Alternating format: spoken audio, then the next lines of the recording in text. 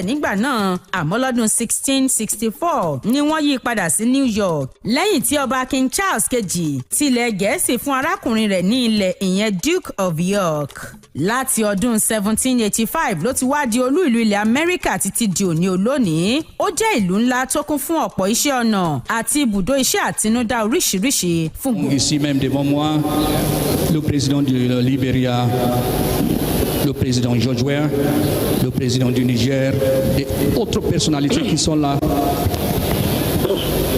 au nom de la fraternité et la solidarité africaine. Soyez les bienvenus, le ballon d'or, le seul ballon d'or africain. Thank you very much. Next to be sworn in is the exalted office of His Excellency, the Commander-in-Chief of the Armed Forces, Federal Republic of Nigeria. May I once again crave the indulgence of the Commander Brigade to please invite His Excellency, the 16th President-elect Bola Ahmed Tinubu, GCFR, to the saluting days for the swearing in of oath of office. And he's been accompanied by Excellence, invité distingué, mesdames et messieurs. C'est un moment historique pour le Nigeria. J'invite respectueusement le commandant de la brigade des gardes, invité le président élu de la République fédérale du Nigeria, son Excellence Bola Ahmed Tinubu, accompagné par sa belle femme, Madame Oluremi Tinubu, pour la prestation du serment.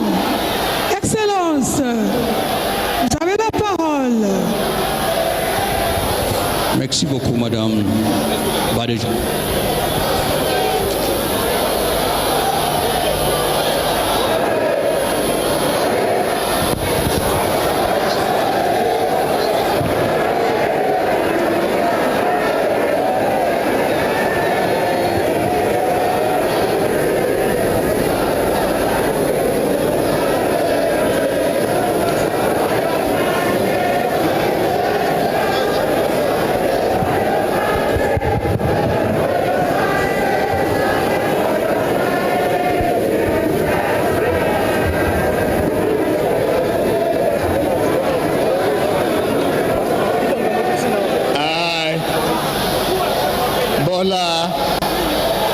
Ahmed Tinubu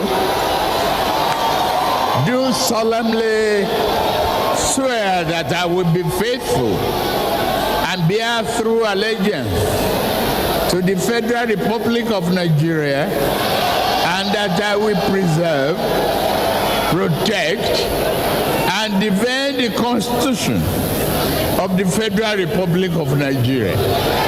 So help me God.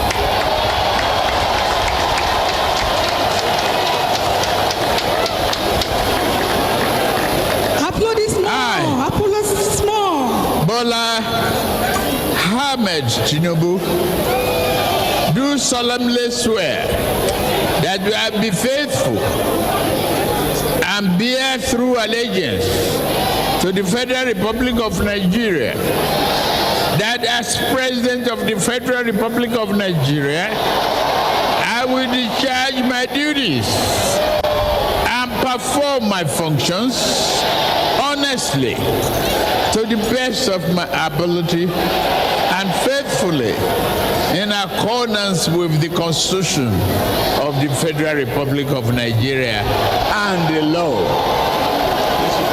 That I will abide by the Code of Conduct contained in the 5th schedule to the Constitution of the Federal Republic of Nigeria. That I will not allow my personal interests to influence my official conduct or my official decisions. That I will preserve, protect, and defend the Constitution of the Federal Republic of Nigeria. So help me God. Distinguished guests, ladies and gentlemen, please a round of applause for the President and Commander-in-Chief of the Armed Forces of the Federal Republic of Nigeria, His Excellency, President Bola Ahmed Tinubu. as he takes his oath of office and sign the dotted lines confirming him as the new President of the Federal Republic of Nigeria. Thank you. C'est le moment historique. Maintenant, la prestation du serment par son Excellence, le Président de la Nigeria, son Excellence Bola Ahmed Tinubu, qui maintenant prête le serment. Maintenant, c'est la signature.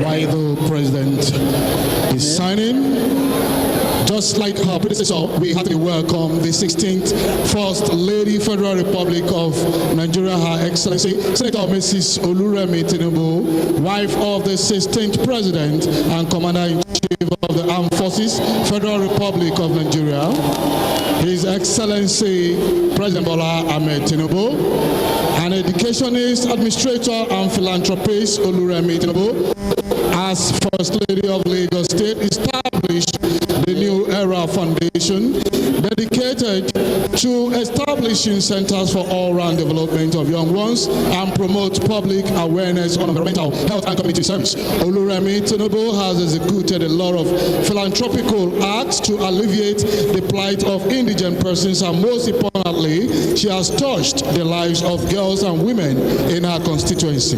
In recognition of her achievements and contribution to societal upliftment, Senator Oluremi Tinubu has been honored severally, both locally and internationally. Among these are the National Award of the Officer of the Order of the Niger, Ghana Noble International Award of Leadership, Gambia Diamond Award for immense contribution to the emancipation of people from poverty, many citations and chieftaincy titles. In appreciation of her contribution as a role model, the West African Women Association named the Oluremi Tinubu Women Training Center in Gorom, Senegal, after her. From First Lady, Lagos State, to Senator, and today, the First Lady of the Federal Republic of Nigeria. You are heartily welcome on board. Mesdames et messieurs, voici le moment. Eagle Square a éclaté. Nous avons applaudi avec la prestation de serment au président du Nigeria, son Excellence Président Bola Ahmed Tinubu, le Jagaban. La biographie de la première dame nigériane. La première dame nigériane, Madame Oluremi Tinubu, elle est pédagogue, l'administrateur, philanthrope. Elle est née le 21 septembre 1960. Madame Tinubu a fait ses études supérieures à l'université d'Ife, après lequel elle est devenue la première dame de Lagos. Elle a posé sa candidature aux élections. Elle est devenue membre député depuis le 28 mars 2015. Madame Tinubu, en reconnaissance de ses réalisations et réalisation de ses contributions à l'amélioration de la société, elle a été honorée plusieurs fois localement et internationalement. Actuellement, elle est la 6e première dame du Nigeria. Félicitations, membre de député Oluremi Tinubu, la nouvelle première dame du Nigeria. Merci beaucoup. You are ready to go this way. Okay. Go this way with the family. Go this way. Thank you.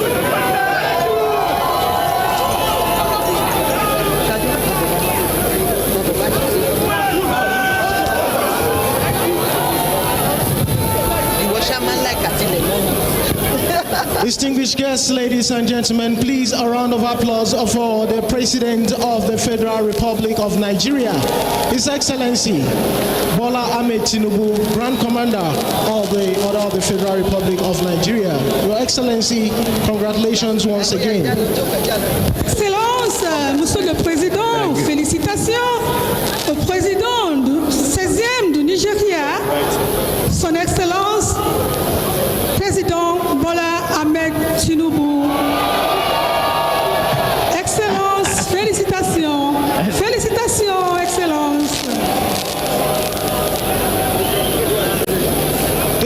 Distinguished invited guests, ladies and gentlemen, at the end of the swearing in, what we shall be witnessing next is the lowering of the national and defense flags, which may interest all our dignitaries to know that at the end of every dispensation, the national and defense flags are being lowered, which signifies the end of a dispensation.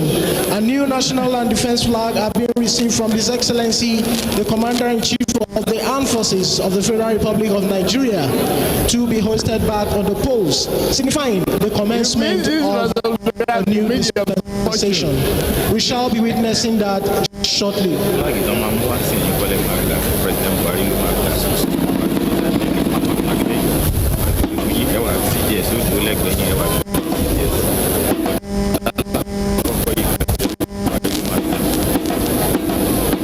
Distinguished guests, ladies and gentlemen, taking you back to the happenings on the parade ground, to the far right of the parade, we can see the color bearers who would be participating in the lowering and hosting of the new national and defense flag, and being accompanied this morning by the Regimental Sergeant Major Guards Brigade, Nigerian Army, Master Warrant Officer Aliu Umar. The flag bearers are Corporal Kalu Chigozie of the Nigerian Army, Able Siman Etimo Ibanel of the Nigerian Navy, Sergeant Kanu Samson of the Nigerian Army, and Sergeant Ndoma Patrick of the Nigerian Air Force. Distinguished guests, ladies and gentlemen, it may interest you to know that this highly regimented aspect of the occasion is usually observed during transition of power, as we will witness shortly. Distinguished guests, ladies and gentlemen, please, happy viewing. Mesdames et messieurs, l'activité que nous témoignons à côté de gaz de salutation et l'abaissement des drapeaux. Il y a deux drapeaux, si vous voyez bien. Il y a le drapeau de la défense et le drapeau national. L'abaissement des drapeaux signifie la nouvelle ère et le nouveau drapeau, le nouveau ère dans la dispensation de la justice au Nigeria. Et voici ce que nous allons témoigner. Les activités sont faites par deux soldats de marine nationale et de l'armée de terre.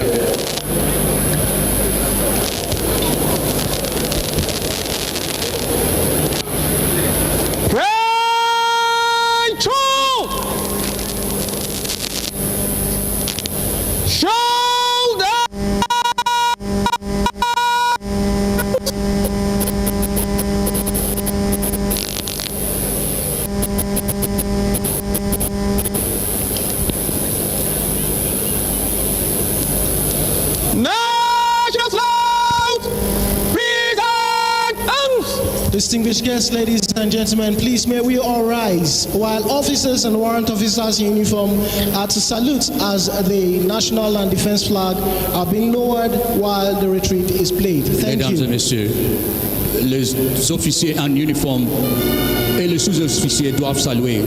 C'est une activité très militaire qui signifie la passation du pouvoir entre l'ancien président Muhammadu Buhari et le nouveau président Bola Ahmed Tinubu. C'est une activité par la force armée nigériane qui va signifier le changement de drapeau, entre autres. Merci beaucoup.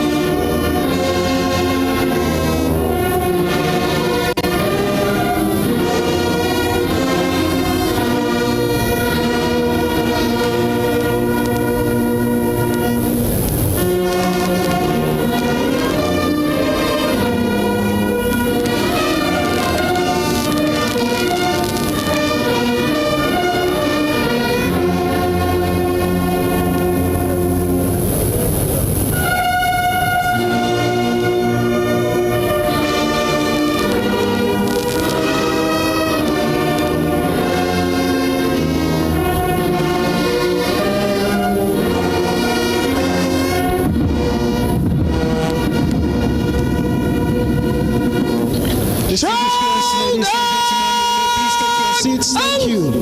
That was the lowering of the national and defense flag done by Corporal Kalu Chigozie of the Nigerian Army and Able Seaman Etimoa Emmanuel of the Nigerian Navy, signifying the end of a dispensation in the political arena of the Federal Republic of Nigeria.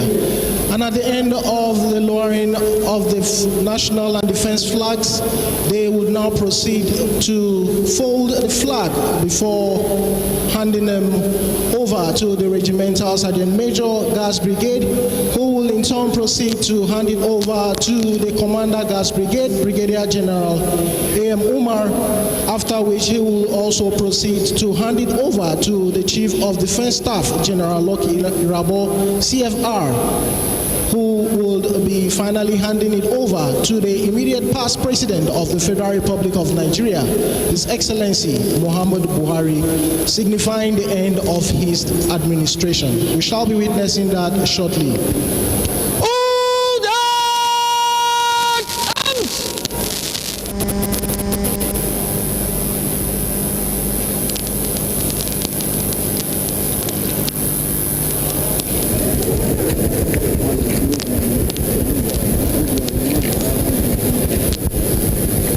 Stand up!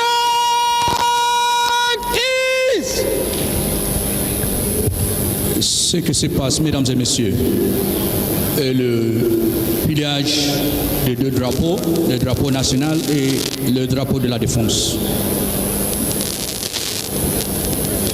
Et comme j'ai dit, vous verrez les deux officiers qui sont au terrain de parade.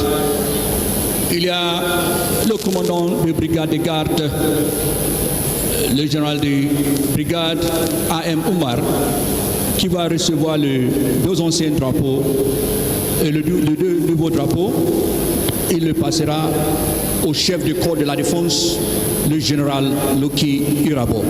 Et Irabo passera les deux drapeaux au président du Nigeria, le président Bola Ahmed Tinubu.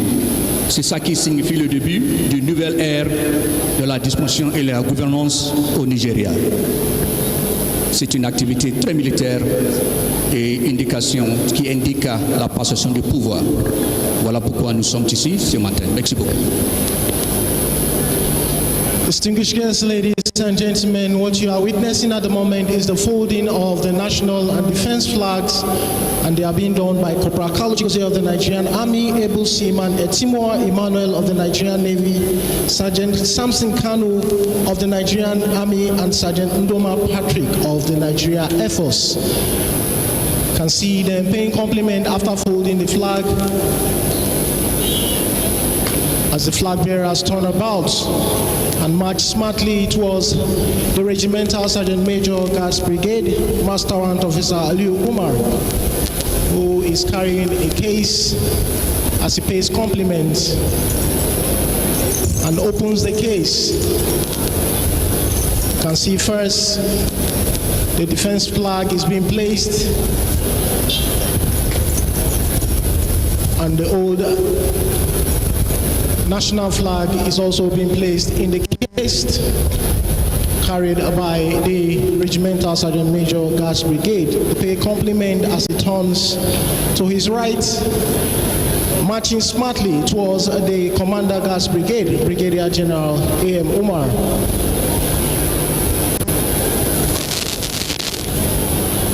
Comes to a halt as the commander pays compliment.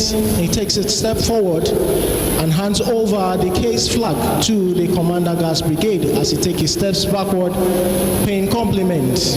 And the commander turns to his right, marching towards the Chief of Defense Staff, General Loki Irabo, CFR, who pays compliment before receiving the case flag from the commander.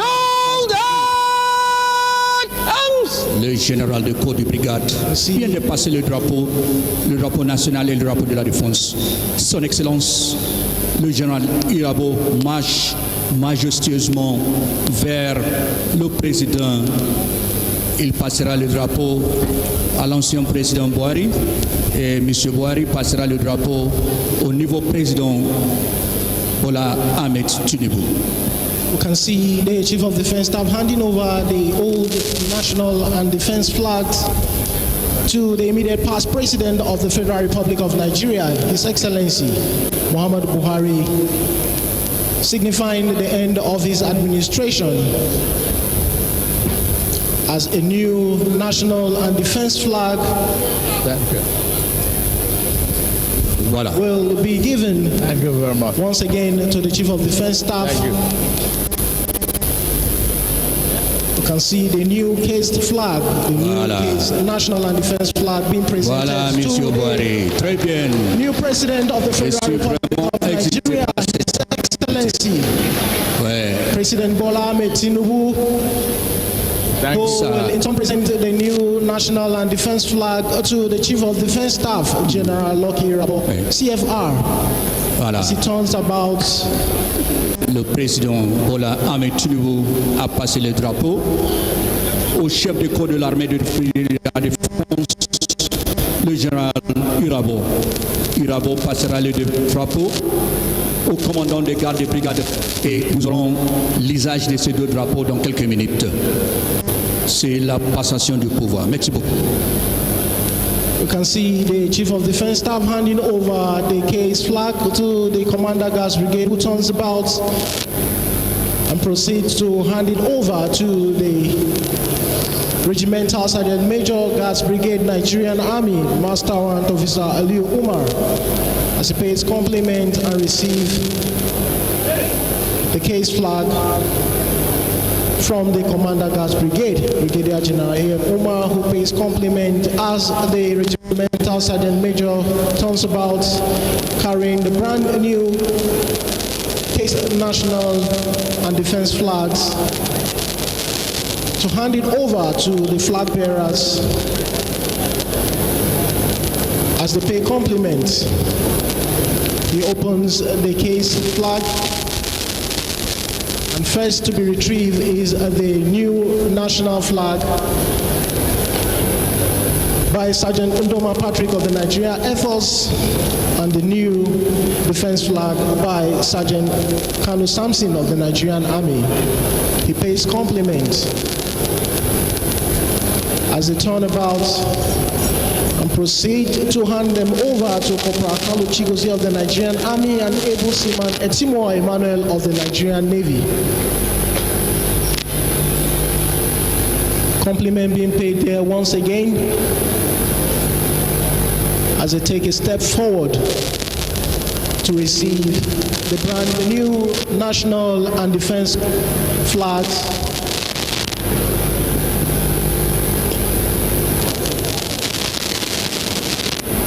compliment being paid as a turnabout and proceed to the polls for the hosting of the national and defense flags respectively, signifying the beginning of a new administration of the President and Commander-in-Chief of the Armed Forces of the Federal Republic of Nigeria, His Excellency President Bola Ahmed Tinubu, GCFR.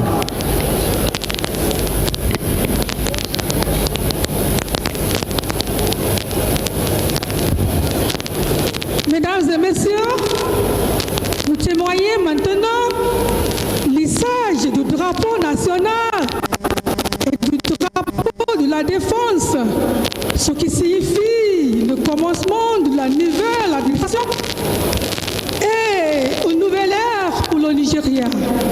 C'est vraiment un moment historique, l'issage du nouveau drapeau. Merci.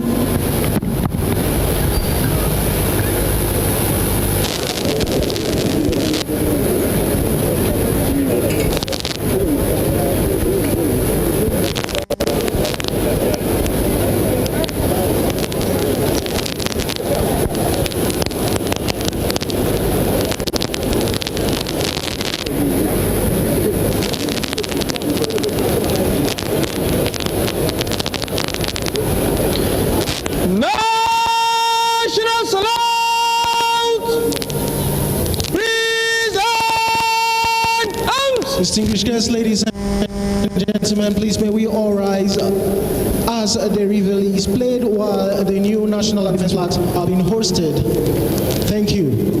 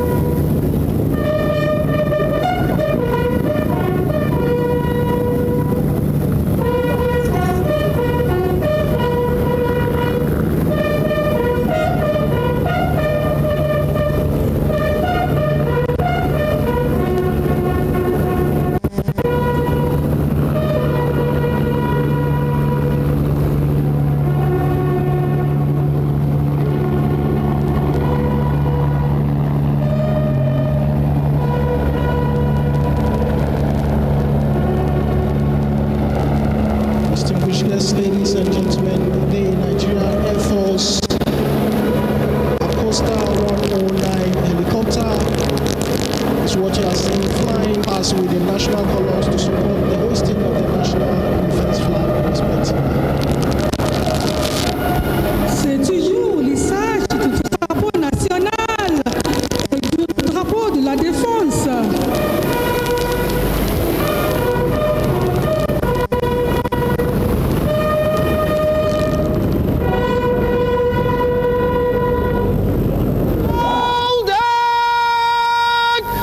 May please take your seats, thank you.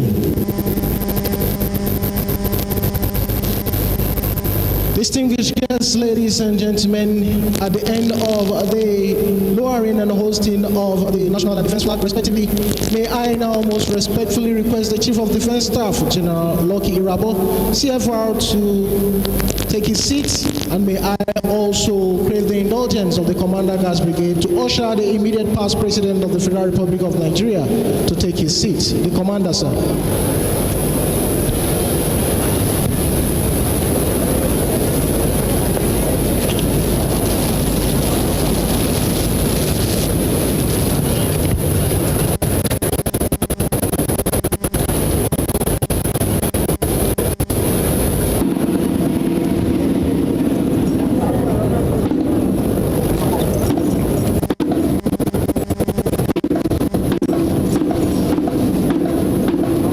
Distinguished guests, ladies and gentlemen, it's the event unfolding here at the Eagle Square, Abuja, Nigeria, where activities climaxing the presidential inauguration and swearing-in ceremony of the President of the Federal Republic of Nigeria, His Excellency, President Bola Ahmed Tinubu, who witnessed a short while ago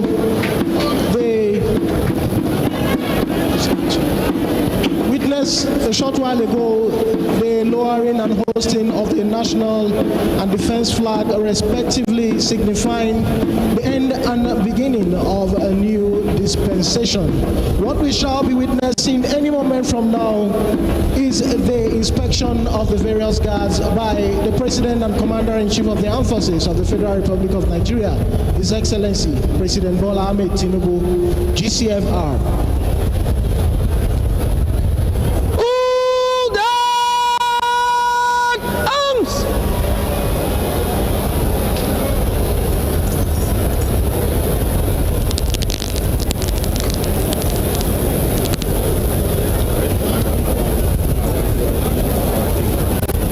Very good.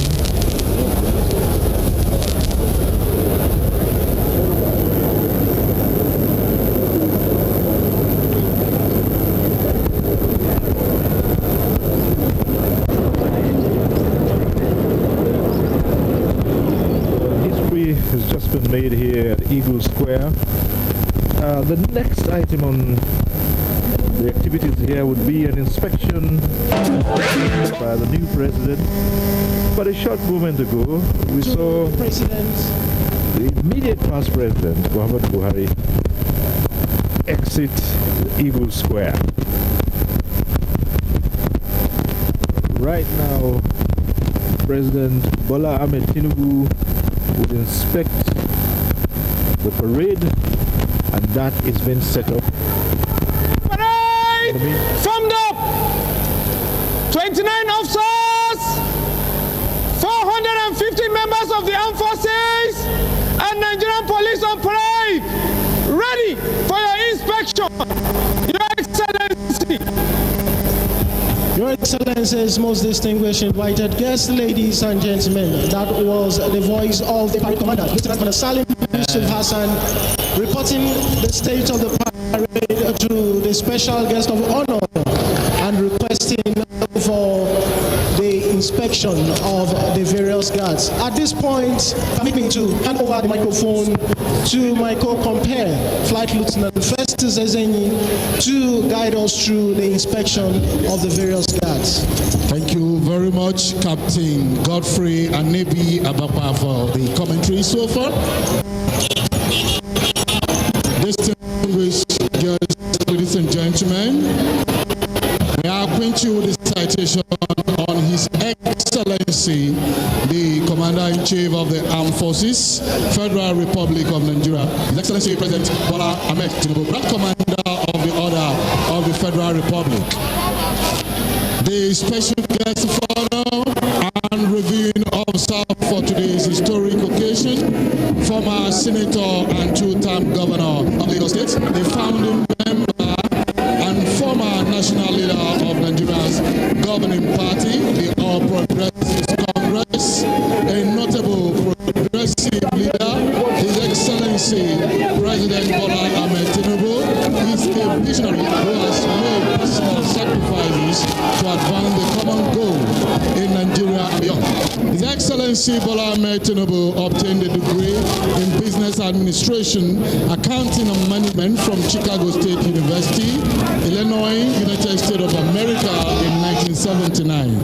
He was on Chicago State University Dean's List throughout his stay at the university, and won. Can you imagine the feeling when you get your news as they break with facts and clarity?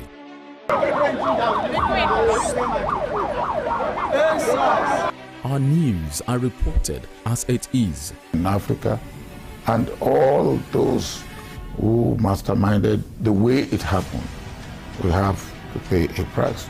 Enjoy Western programs, projecting culture and tradition to the world.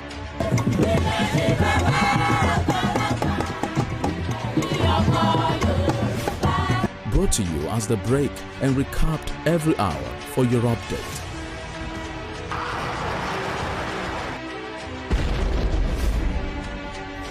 You must never forget the sacrifices of the heroes of Nigeria's democracy. Produced and brought to you in a unique way never before seen. Westernspring. And Westernspring Television.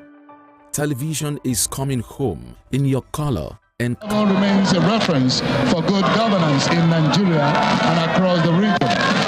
Among the most consequential and impressive of his achievements as the governor of the figure in the historical moves that birthed an independent Nigeria from colonial Britain. As a freedom activist, he deployed his wits, energy, intellect and oratory skills to prepare the grounds for constitutional talks that eventually culminated in the country's independence in 1960. The 13th Ààrẹ Ọ̀nà Kakanfò of Yoruba land cut his teeth as a politician when he became a foundation member of Action Group, the dominant political party in the Western region, and was elected the party's parliamentary leader of opposition at the Federal House of Representatives. Opportunities and better life prospects. Civil service reforms, which led directly to the introduction of a more responsive and expert-led civil service in Lagos. Judicial reforms and the Lagos Master Plan blueprint, which has been and continues to be followed with great success by all subsequent governors of Lagos. Also worthy of mention is that as a first-class financial strategist, His Excellency Bola Ahmed Tinubu overhauled and reformed government and revenue revenue collection in the state, taking Lagos from a yearly internally generated revenue of 14.64 billion naira in 1999 to 60.31 billion naira in 2006. His innovations laid the groundwork necessary for Lagos to have the revenue to improve the state and modernize living condition of all of its inhabitants. A graceful leader imbued with courage and commitment to justice, Bola Tinubu combines practical political acumen, strategic vision, and moral principle. When the history of the first 2 decades of the 21st century in Nigeria is written, it will record Bola Tinubu's rare courage and foresight in guiding his party, the All Progressive Congress, to victory in 2015, and how, working with other patriots, he abolished the determined efforts of the then ruling party to turn Nigeria into a one party.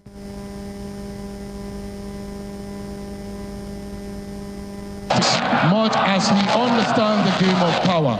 Indeed, his democratic footprints go beyond Nigeria. They span the continent, especially in the immediate West African sub-region, where he has contributed personal resources, advice, and support to help sustain democracy and popular participation in many of the region's emergent democracies. His Excellency Bola Tinubu has served the cause of humanity and expanded the frontiers of freedom and democracy in Nigeria and the African continent. He is one of the Nigerians' foremost nationalists and champions of federalism. As one of the few leaders and champions of democracy with the potential and experience to improve the fortunes of his people, Bola Tinubu is the very best man, and today the 16th President and Commander-in-Chief of the Armed Forces of the Federal Republic of Nigeria. His Excellency President Bola Ahmed Tinubu is happily married to his lovely wife, the 16th First Lady of the Federal Republic of Nigeria, Her Excellency Senator Mrs. Oluremi Tinubu, and the union is blessed with amazing children. Mesdames et messieurs, Son Excellence le 16e président de la République fédérale du Nigeria et commandant en chef des forces armées du Nigeria, DCFR, est né le 29 mars 1952. Il a été 2 fois le gouverneur d'État de Lagos, pendant laquelle il a fait des réformes durables dans les domaines pédagogiques, financiers, judiciaires et la création des emplois. Son Excellence a eu sa licence en l'administration des affaires, comptabilité et la gestion à l'Université de Chicago, Illinois, aux États-Unis. Il a aussi travaillé comme auditeur supérieur à Mobile.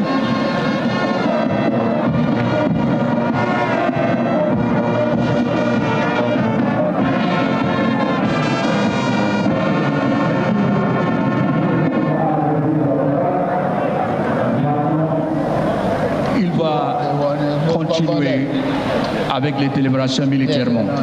Ouais. Thank you. That was the citation on His Excellency President Bola Ahmed Tinubu. May I now hand over to Michael Compare, Captain Anebi Ababa, to continue with the remaining parade.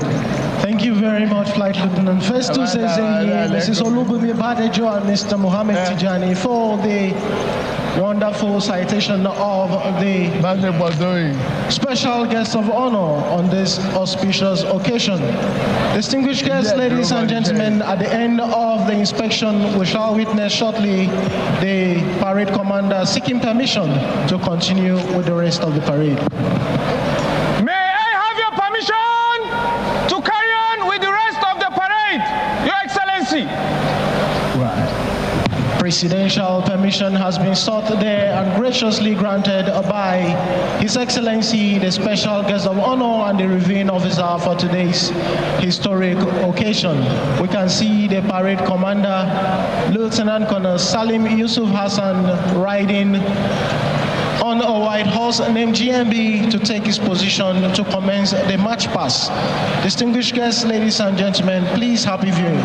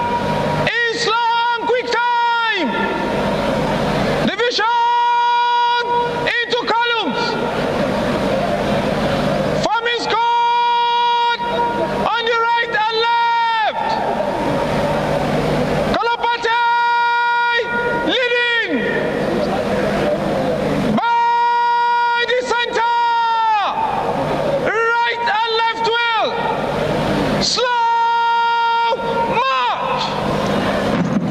Your Excellencies, most distinguished invited guests, very senior officers, ladies and gentlemen, still events unfolding here at the Eagle Square, where activities climaxing the presidential inauguration and swearing-in ceremony of the President and Commander-in-Chief of the Armed Forces of the Federal Republic of Nigeria, His Excellency President Bola Ahmed Tinubu, GCFR.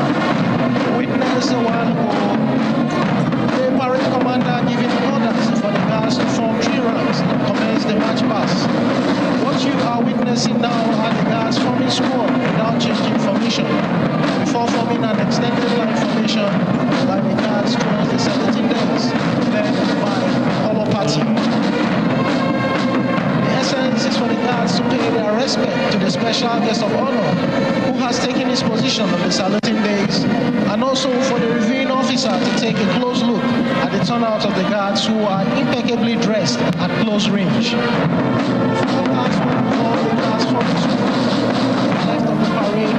Before presenting arms to the special guest of honor, the President and Commander-in-Chief of the Armed Forces of the Federal Republic of Nigeria, His Excellency President Bola Ahmed Tinubu, Grand Commander of the Order of the Federal Republic.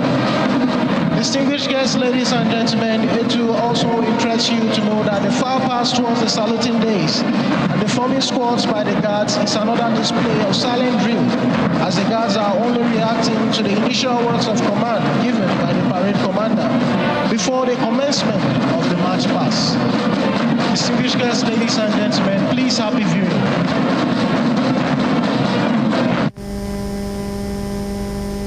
Supérieur, les chefs d'État des pays africains qui nous ont honorés avec leur présence. Mesdames et messieurs, ce que nous voyons maintenant actuellement, c'est les membres de la force armée nigériane. Les escortes des drapeaux, des réduits, ils marchent vers le dias des salutations afin de montrer et justifier la loyauté de la force armée nigériane au président, son Excellence.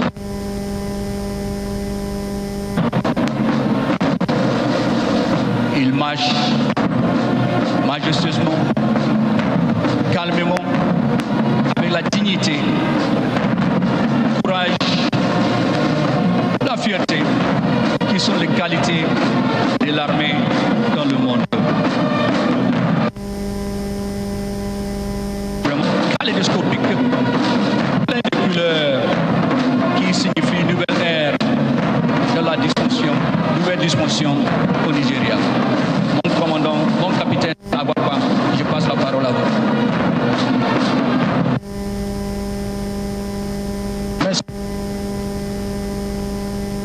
Senior officers, ladies and gentlemen, what you are watching at the moment are the guards forming squad to the right and left of the parade ground, preparatory for the presenting of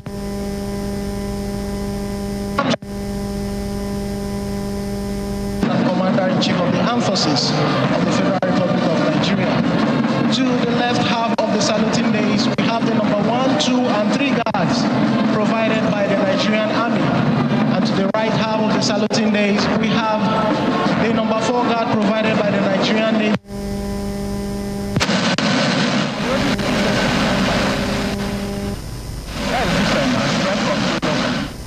I can stand here now.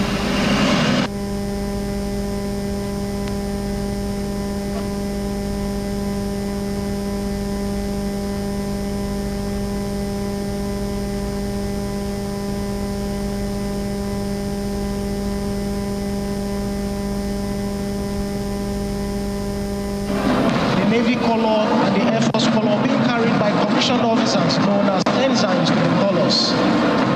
Distinguished guests, ladies and gentlemen, witnessed a while ago the various guards paying compliments, all to show their honor to the special guest of honor.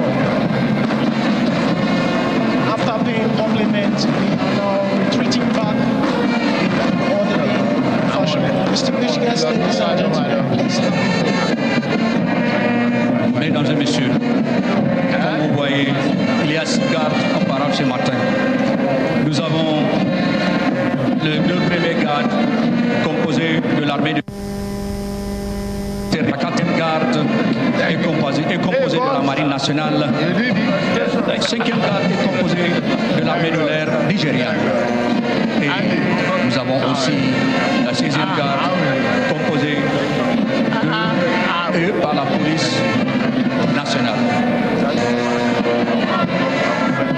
Le président s'approche.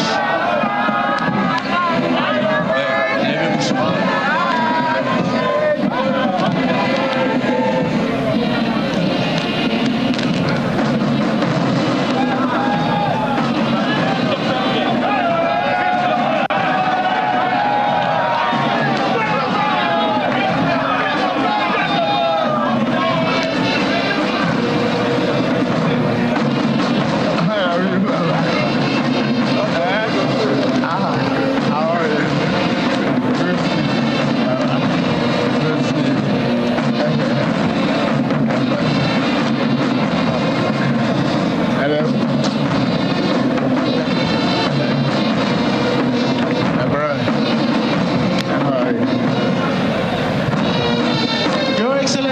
most distinguished invited guests, ladies and gentlemen, as we sit back and enjoy this beautiful parade by these amazing officers and men, permit me to acquaint you with the significance of 21 gun salute, which is part of activities lined up for today's celebration. The 21 gun salute is a military tradition used to accord respect or honor to dignitaries.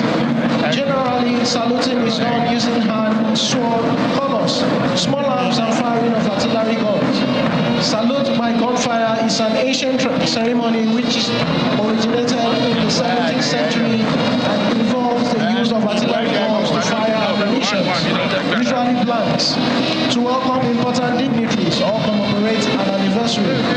Traditionally, gun salutes are presented to honor or welcome the foreign president or head of state on a state visit. It is also used to cover reopening days, marking of public holidays and independence anniversary celebrations.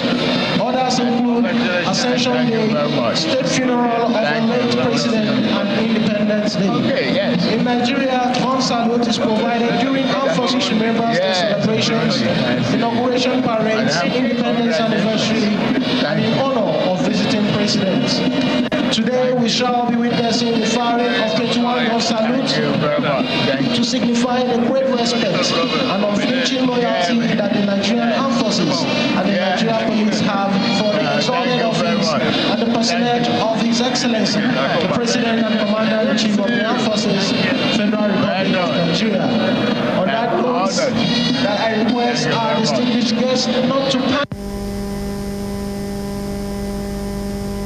Well, the images you're seeing right there, of course, the Eagle Square is right there. But then that inset picture, that little box that you're seeing right there on the screen as well, is that of the now outgone President Muhammadu Buhari and his family heading towards Daura at Nnamdi Azikiwe International Airport right there in Abuja, heading towards the aircraft to finally go to Daura, as the president, what the former president had often said over and over again. Most certainly, I wonder the kind of emotions, not just for the president, but his wife, his children as well. The entire first family. I mean, first power is transient. As I said, he came into that arena this morning as the president. Now he's former president, just like that. I know that the current president says that he will seek advice, come knock on his door, and all of that, but the former president has been quite clear about what he'll be doing after his time in office. He said it time and again that he couldn't just wait to go back to his farming, to his livestock, and all of that. And I know for a lot of Nigerians, this might be an emotional moment as well. Looking back at the past 8 years, the promises made and the deliveries is the reality on ground. It's going to be it's going to take a lot of retrospection for Nigerians, and I imagine for the former president himself. But those are live images from Nnamdi Azikiwe International Airport in the nation's capital, Abuja. Former President Muhammadu Buhari, Citizen Buhari, as I'm calling him now, departing or about to depart to Dora with his family. Well, convenient not to topple as we're doing on that title, president. So we get used to the new reality that we now have a new president, who is President Bola Ahmed Tinubu. But it's been a mix of emotions right here as we watch the initial parade, the handover of the flag, the national flag, and the defense flag from the former president to the new president. And the parade, the splash of colors, the array of white on green of the men of the armed forces as they paraded. And we've heard the voice of the president, acknowledging the armed forces as he inspected the parade, the guard, the combination of the armed forces. It's a beautiful ceremony, but much more important, is what lies ahead of the incoming president. Nigerians are expecting, governance in equal measure of aesthetics. It's a tall order, very demanding, but that's the job he signed up for, and he says, look, don't pity me. So Nigerians are not, they're waiting for immediate results. But the question is, how soon will the results start coming in?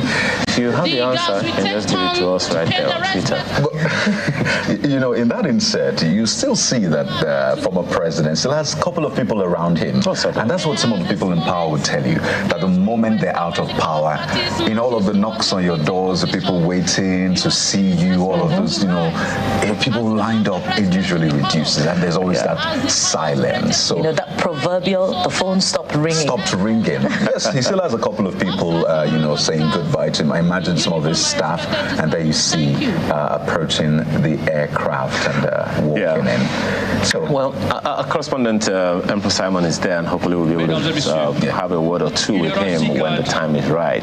But then don't forget that the big screen still shows you the big event. The big event. The picture you are giving you from the Nnamdi Azikiwe International Airport is no less significant, but just so you know, as Cowdy said, power is strengthened.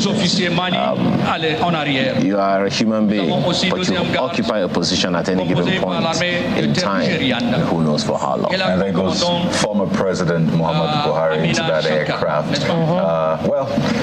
I'd just like to mention that the bigger screen, it looks like the camera is trying to go into the skies as well, just to follow. Taking off ahead.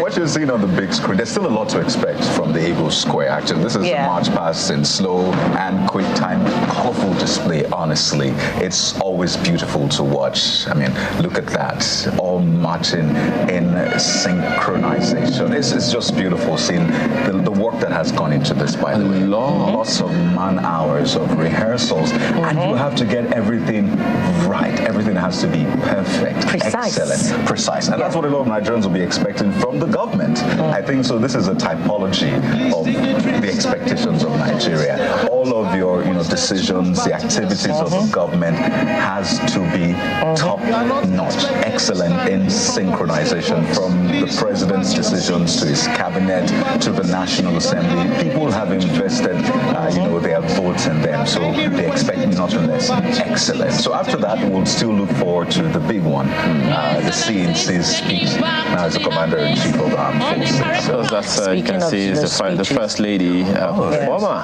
First Lady, we say now. Well, speaking of speeches, Nigerians continue to put the former president to task on that very significant line from his first speech, I belong to everyone and I belong to no one. So Nigerians will also going to be looking forward to, the significant promises, the significant lines, the paradoxes, if any, of the speech that we're about to hear from the incoming president, and the hope that, we'll be hoping that the income.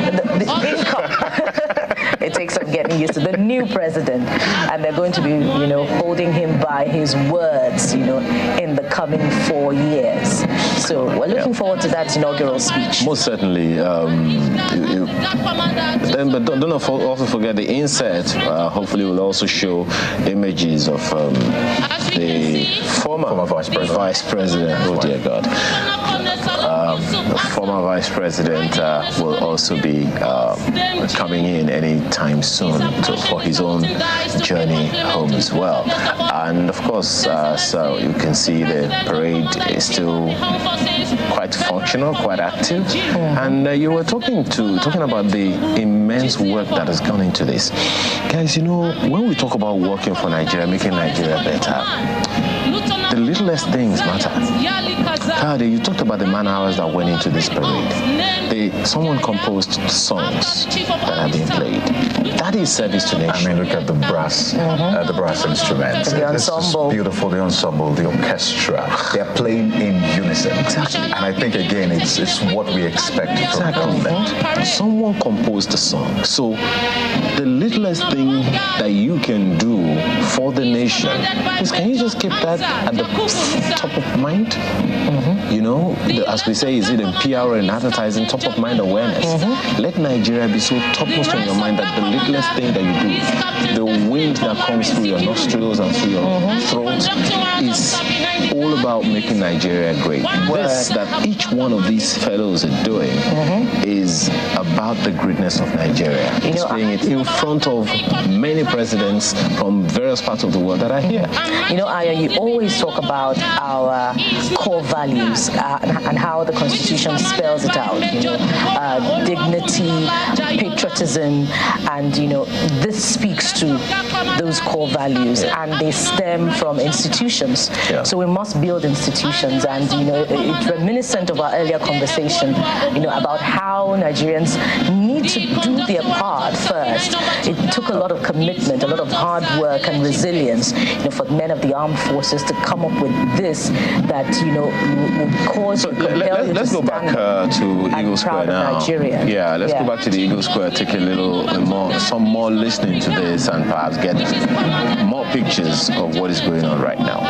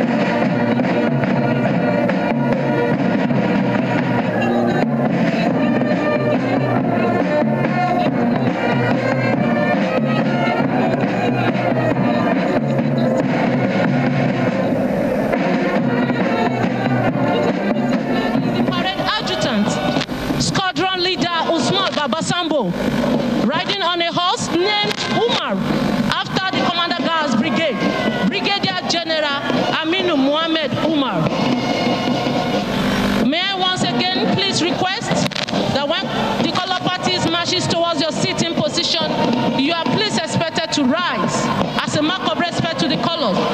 Officers and warrant officers in uniform are expected to salute. Thank you.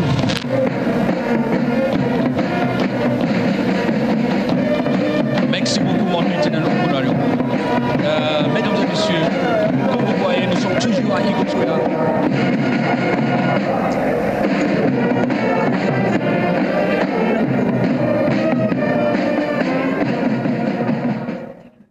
All right, you run to Rave 91.7 FM and Westernspring Television is our inauguration studios. We have a new president, Bola Ahmed Tinubu, has taken the oath of office. He took the oath of office some minutes ago alongside his vice Kashim Shettima, and President Muhammadu Buhari has left the venue of the inauguration.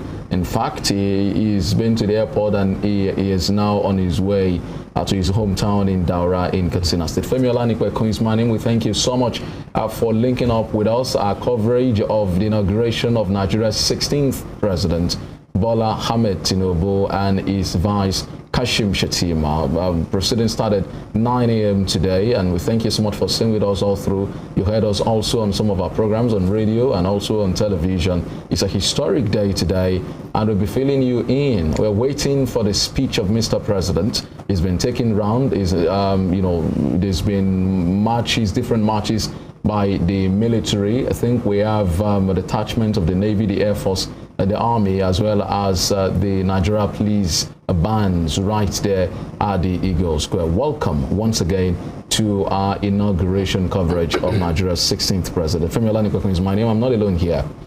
Mokinyi, ẹ káàárọ̀. A kú ọjọ́ òní, ọjọ́ kọkàndínlọ́gbọ̀n oṣù karùn-ún ọdún 2023. Kí lọ́jọ́ òní ṣe pàtàkì? Ìrìn àjò ọdún mẹ́jọ tí ìjẹ́ ààrẹ Muhammadu Buhari ọmọ wá sópin lọ́jọ́ òní. Kódà ààrẹ tuntun ti búra wípé àwọn ó dáàbò bo orílẹ̀-èdè Nàìjíríà, àwọn sì sìnlú dé ibi tí agbára àwọn bá kà mọ́. Ètò yìí la ṣàgbékalẹ̀ láti ṣe àtúpalẹ̀ àwọn ohun tó ń lọ nípa ìbúra fún ààrẹ tuntun àti bí ààrẹ tuntun ó ṣe gorí àlééfà yíyún ààrẹ Bọ́lá Ahmed Tinubu, ààrẹ tuntun tó ṣẹ̀ṣẹ̀ dé lórílẹ̀-èdè Nàìjíríà. Tẹ́ ẹ bá gbàgbé, ààrẹ Muhammadu Buhari ló ti jẹ́ ààrẹ orílẹ̀-èdè yìí láti ọdún 2015 tá a búra fún wọn báyìí náà ní ọjọ́ kọkàndínlọ́gbọ̀n oṣù karùn-ún ọdún 2015 tí wọ́n sì ṣe sáà méjì torí wọ́n tún wọlé sáà ẹlẹ́ẹ̀kejì ní ọdún 2019. Pínpín ó ti dé bá ìṣèjọba tiwọn. Bọ́lá Ahmed Tinubu wọ́n sì ti búra, ọmọ olódòdẹ wọ́n ti búra, wọ́n ti dààrẹ orílẹ̀-èdè Nàìjíríà tuntun. Lórí ètò yìí lọ́jọ́ tòní náà láti mọ ṣàgbéyẹ̀wò àwọn ohun tó ń lọ nípa ètò ìbúra fúnni fún ààrẹ tuntun tó ń lọ nílùú Àbújá. Orí Rave 91.7 FM láwà àti Westernspring Television, ilé móhùnmáwòrán alára àgbà ẹ̀dá tó kalẹ̀ sílùú Òṣogbo ní ìpínlẹ̀ Ọ̀ṣun níbí. Adédayọ̀ Ọdẹ́rínú ló kọ mi, wọ́n kì mí lọ́mọ wọn lẹ́sẹ̀ kò jọmọ́ nù níbi tó mi arìnkì ti ń tutù tí sì ń tẹ́ni lọ́rùn jòmí yìí lọ. Tẹ́ bá kì í lọ́lọ́fà àmọ́jọ Ọlálọ́mí Abíṣújú kọjá ń kádì kàtàkìtì lóró fa ẹ̀tún gbà á ẹjá tẹ̀ iwájú pẹ̀lẹ́ tó fẹ́ mi. All right, so we'll be doing it together, myself and Dayo here, bringing you up to speed about what's happening live at the Eagle Square in Abuja, venue of the inauguration of the 16th president of the Federal Republic of Nigeria. There was a gallant dinner night yesterday attended by dignitaries from across the world. This very event also is being attended by dignitaries from across the world, different presidents from Africa. I've seen earlier today President Paul Kagame of Rwanda, the president of Ghana, Nana Akufo-Addo, alongside many others. The president of the AFDB, Dr. Akinwumi Adesina, and many others are there. But let's introduce to you our guest who will be helping us to make a sense of this new vista in our history, the inauguration of this president and what to expect. So a chapter has been closed now. This is the end of an era. It's the beginning of a new dawn. Well, so let's introduce our guest. Dr. Dayo Shobowale is a lawyer, is an engineer, is the head of Department of Computer Engineering at the Federal University of Yekiti. He's a policy analyst and a social advocate. Thank you so much for joining us on the program. Thank you for having me, and congratulations to Nigeria. Thank you. Mr. Komi Ademiluye is a former chairman of the Daily Independent newspaper's editorial board. He's a policy analyst, and he joins us live here today. Thank you so much for joining us. Thanks for inviting me. It's kind of you. Thank you. Thank you. Bẹ́ẹ̀ bá gbàgbé igbákejì ààrẹ táwọn náà ṣe ìdórí àlééfà sẹ́nitọ̀ Kashim Shettima àtàwọn àtàṣíwájú Bọ́lá Ahmed Tinubu tó jẹ́ ààrẹ ni wọ́n jọ mọ́ ṣe ètò ìṣèjọba orílẹ̀-èdè Nàìjíríà bẹ̀rẹ̀ láti ọjọ́ òní fún ọdún 4 tí wọ́n sì láǹfààní láti dupò fún sáà ẹlẹ́ẹ̀kejì ńgbà tákòókò rẹ̀ bá tó, ṣùgbọ́n ọdún 4 eléyìí wọ́n ti búra ná wípé àwọn ó sì ṣe ìṣèjọba rere fún orílẹ̀-èdè Nàìjíríà. ẹ jẹ́ ìrántí sọ fún yín wípé bá a ṣe ń bètò yìí bọ̀ yìí bó bá tákòókò a gbọ́ láti ẹnu ààrẹ tuntun orílẹ̀-èdè Nàìjíríà nígbà tí àkókò bá tó fún wọn láti ka ọ̀rọ̀ àkọ́sọ wọn. Bákan náà mo gbọ́dọ̀ sọ fún yín ẹ̀yin èèyàn wa lórí ìkànnì Rave 91.7 FM wípé bá a ṣe ń bètò yìí lọ yìí náà ni ó ṣe ọ̀rọ̀ òṣèlú lọ́jọ́ tòní, torí àwọn tá a mọ̀ ṣàgbéyẹ̀wò ọ̀rọ̀ òṣèlú náà ni àti ọ̀rọ̀ ìṣèjọba orílẹ̀-èdè Nàìjíríà. ẹ jókòó dáadáa torí bá a ṣe ń bá lọ yìí náà lákò ọ̀rọ̀ òṣèlú papọ̀ mọ́ tí a sì mọ̀ fi ọwọ́ méjèèjì wẹ́ra àwọn àtòyìnbó àti Yorùbá láti rí i dájú pé gbogbo ẹ̀yà ara lé lẹ gbádùn àwọn àtúpalẹ̀ wa lórí ètò lọ́jọ́ tòní. ẹ jẹ́ n tún rántí sọ fún yín pé àwọn ọ̀rọ̀ tá a mọ̀ sọ lórí ètò lónìí pẹ̀lú àwọn àlejò wa méjèèjì ìyẹn ọ̀jọ̀gbọ́n Dayọ̀ Ṣóbọ̀wálé àti ọ̀gbẹ́ni Kànmí Adémilóyè tí a mọ̀ sọ̀rọ̀ nípa gbogbo tó ń lọ aṣàgbéyẹ̀wò ìjọba tó lọ àti àwọn ìrètí tó wà fún ìjọba tó ṣẹ̀ṣẹ̀ dé sí orílẹ̀-èdè Nàìjíríà lọ́wọ́lọ́wọ́ báyìí. ẹ wá nǹkan fìdílé kẹ́ ẹ mọ̀ fọkàn bá wa bọ̀. All right, so we should let you know, like I told you the other time, that former president now, we need to get used to some of these changes. Former President Muhammadu Buhari is perhaps will be flying for the last time on the, as they call it in the US, is Air Force One, but it's the Nigerian 001 jet, so it's going to be flying for the last time to Daura before that plane returns and then has a new master now. And the military parade is still ongoing. The military guys have been in slow and quick marches, and the president also has exchanged pleasantries with some of the other dignitaries in the state box. We are waiting earnestly for his speech. We expect that he's going to make policy statements, make some key pronouncements. That's what we expect really today. But let me ask our guests, their first impression of this ceremony, of how it's been since morning. You've been with us all day. Let me start with Dr. Shobowale. What are your first impressions of this transition? It's the beginning of a new dawn. Well, I'm impressed by what we are seeing. The number of presidents outside the country that came to honor us today, and it's beautiful for democracy. At least everybody is alert and excited by what is happening. Though if you look at Nigerians, as I always say, we always expect so much. We expect so much. But generally, for the fact that democracy is moving from one era to another, that's a good thing. And let me just fix it there. That we are moving from one democratic government to another democratic government. We are not having, it's not as if military has taken over, or we followed the electoral process, and here we are. Though there's still a court case ongoing, but what should be is what we are having, and it's positive for the country, and it's a good thing. Congratulations to the outgone president, and congratulations to the new president. Congratulations to Nigerians. Congratulations to Africa as a whole. We are happy that we are not going into the state of anarchy. Everybody respects the constitution. As you say, much congratulations to the people that contested with President Bola Ahmed Tinubu, and they are still their supporters, and those who contested against him, though in court, but we have still respected the rule of law. For this to be peaceful today is because some people that should or could have caused mayhem have decided to say, let the country progress while will follow our agitation through the legal process that has been set up by the Constitution of the Federal Republic of Nigeria. Well, congratulations to everyone. Interesting. Mr. Demiluyi. Basically, it's very good that we've left the era of interruptions of republics behind us. This republic has lasted longer than the first and second republic. People have learned the lesson that the euphoria about military takeovers and vacuous speeches on radio those illusions have gone, and we congratulate all of us for learning very bitter lessons. This country would have been way ahead if we hadn't abrogated the 1963 constitution, which was a very good constitution. But my own this thing is, having said that, is that there are a long time ago, we learned long before I was born, that government is in two parts. The first is ceremonial. The second is the working aspect of government. Frankly speaking, we pay too much attention, regrettably, in this country, to the ceremonial as opposed to the working aspect of government. My own expectation is, if you want me to be very honest with you, I'm not really interested in all these parades and stuff going on. I would like to see it over. It's good that it's going on, you get what I mean? But I think we should really learn to concentrate on the working aspect. Because my major criticisms of the last two governments we've had in Nigeria is the absence of a throughput in governance. Yes, you could not have spent 4, 6 or 8 years in government without having an impact. But the fact is, if we're not going to be deceiving ourselves, which is why I'm looking forward to the inaugural speech of the president, is that, like it or not, Nigeria is an underperforming country. Intellectual, one thing that impressed me about the speech made by the now President Tinubu at the banquet, was it yesterday, is that he accepted responsibility. That I asked to take over what is in a sense a poison chalice, and I'm not going to find excuses.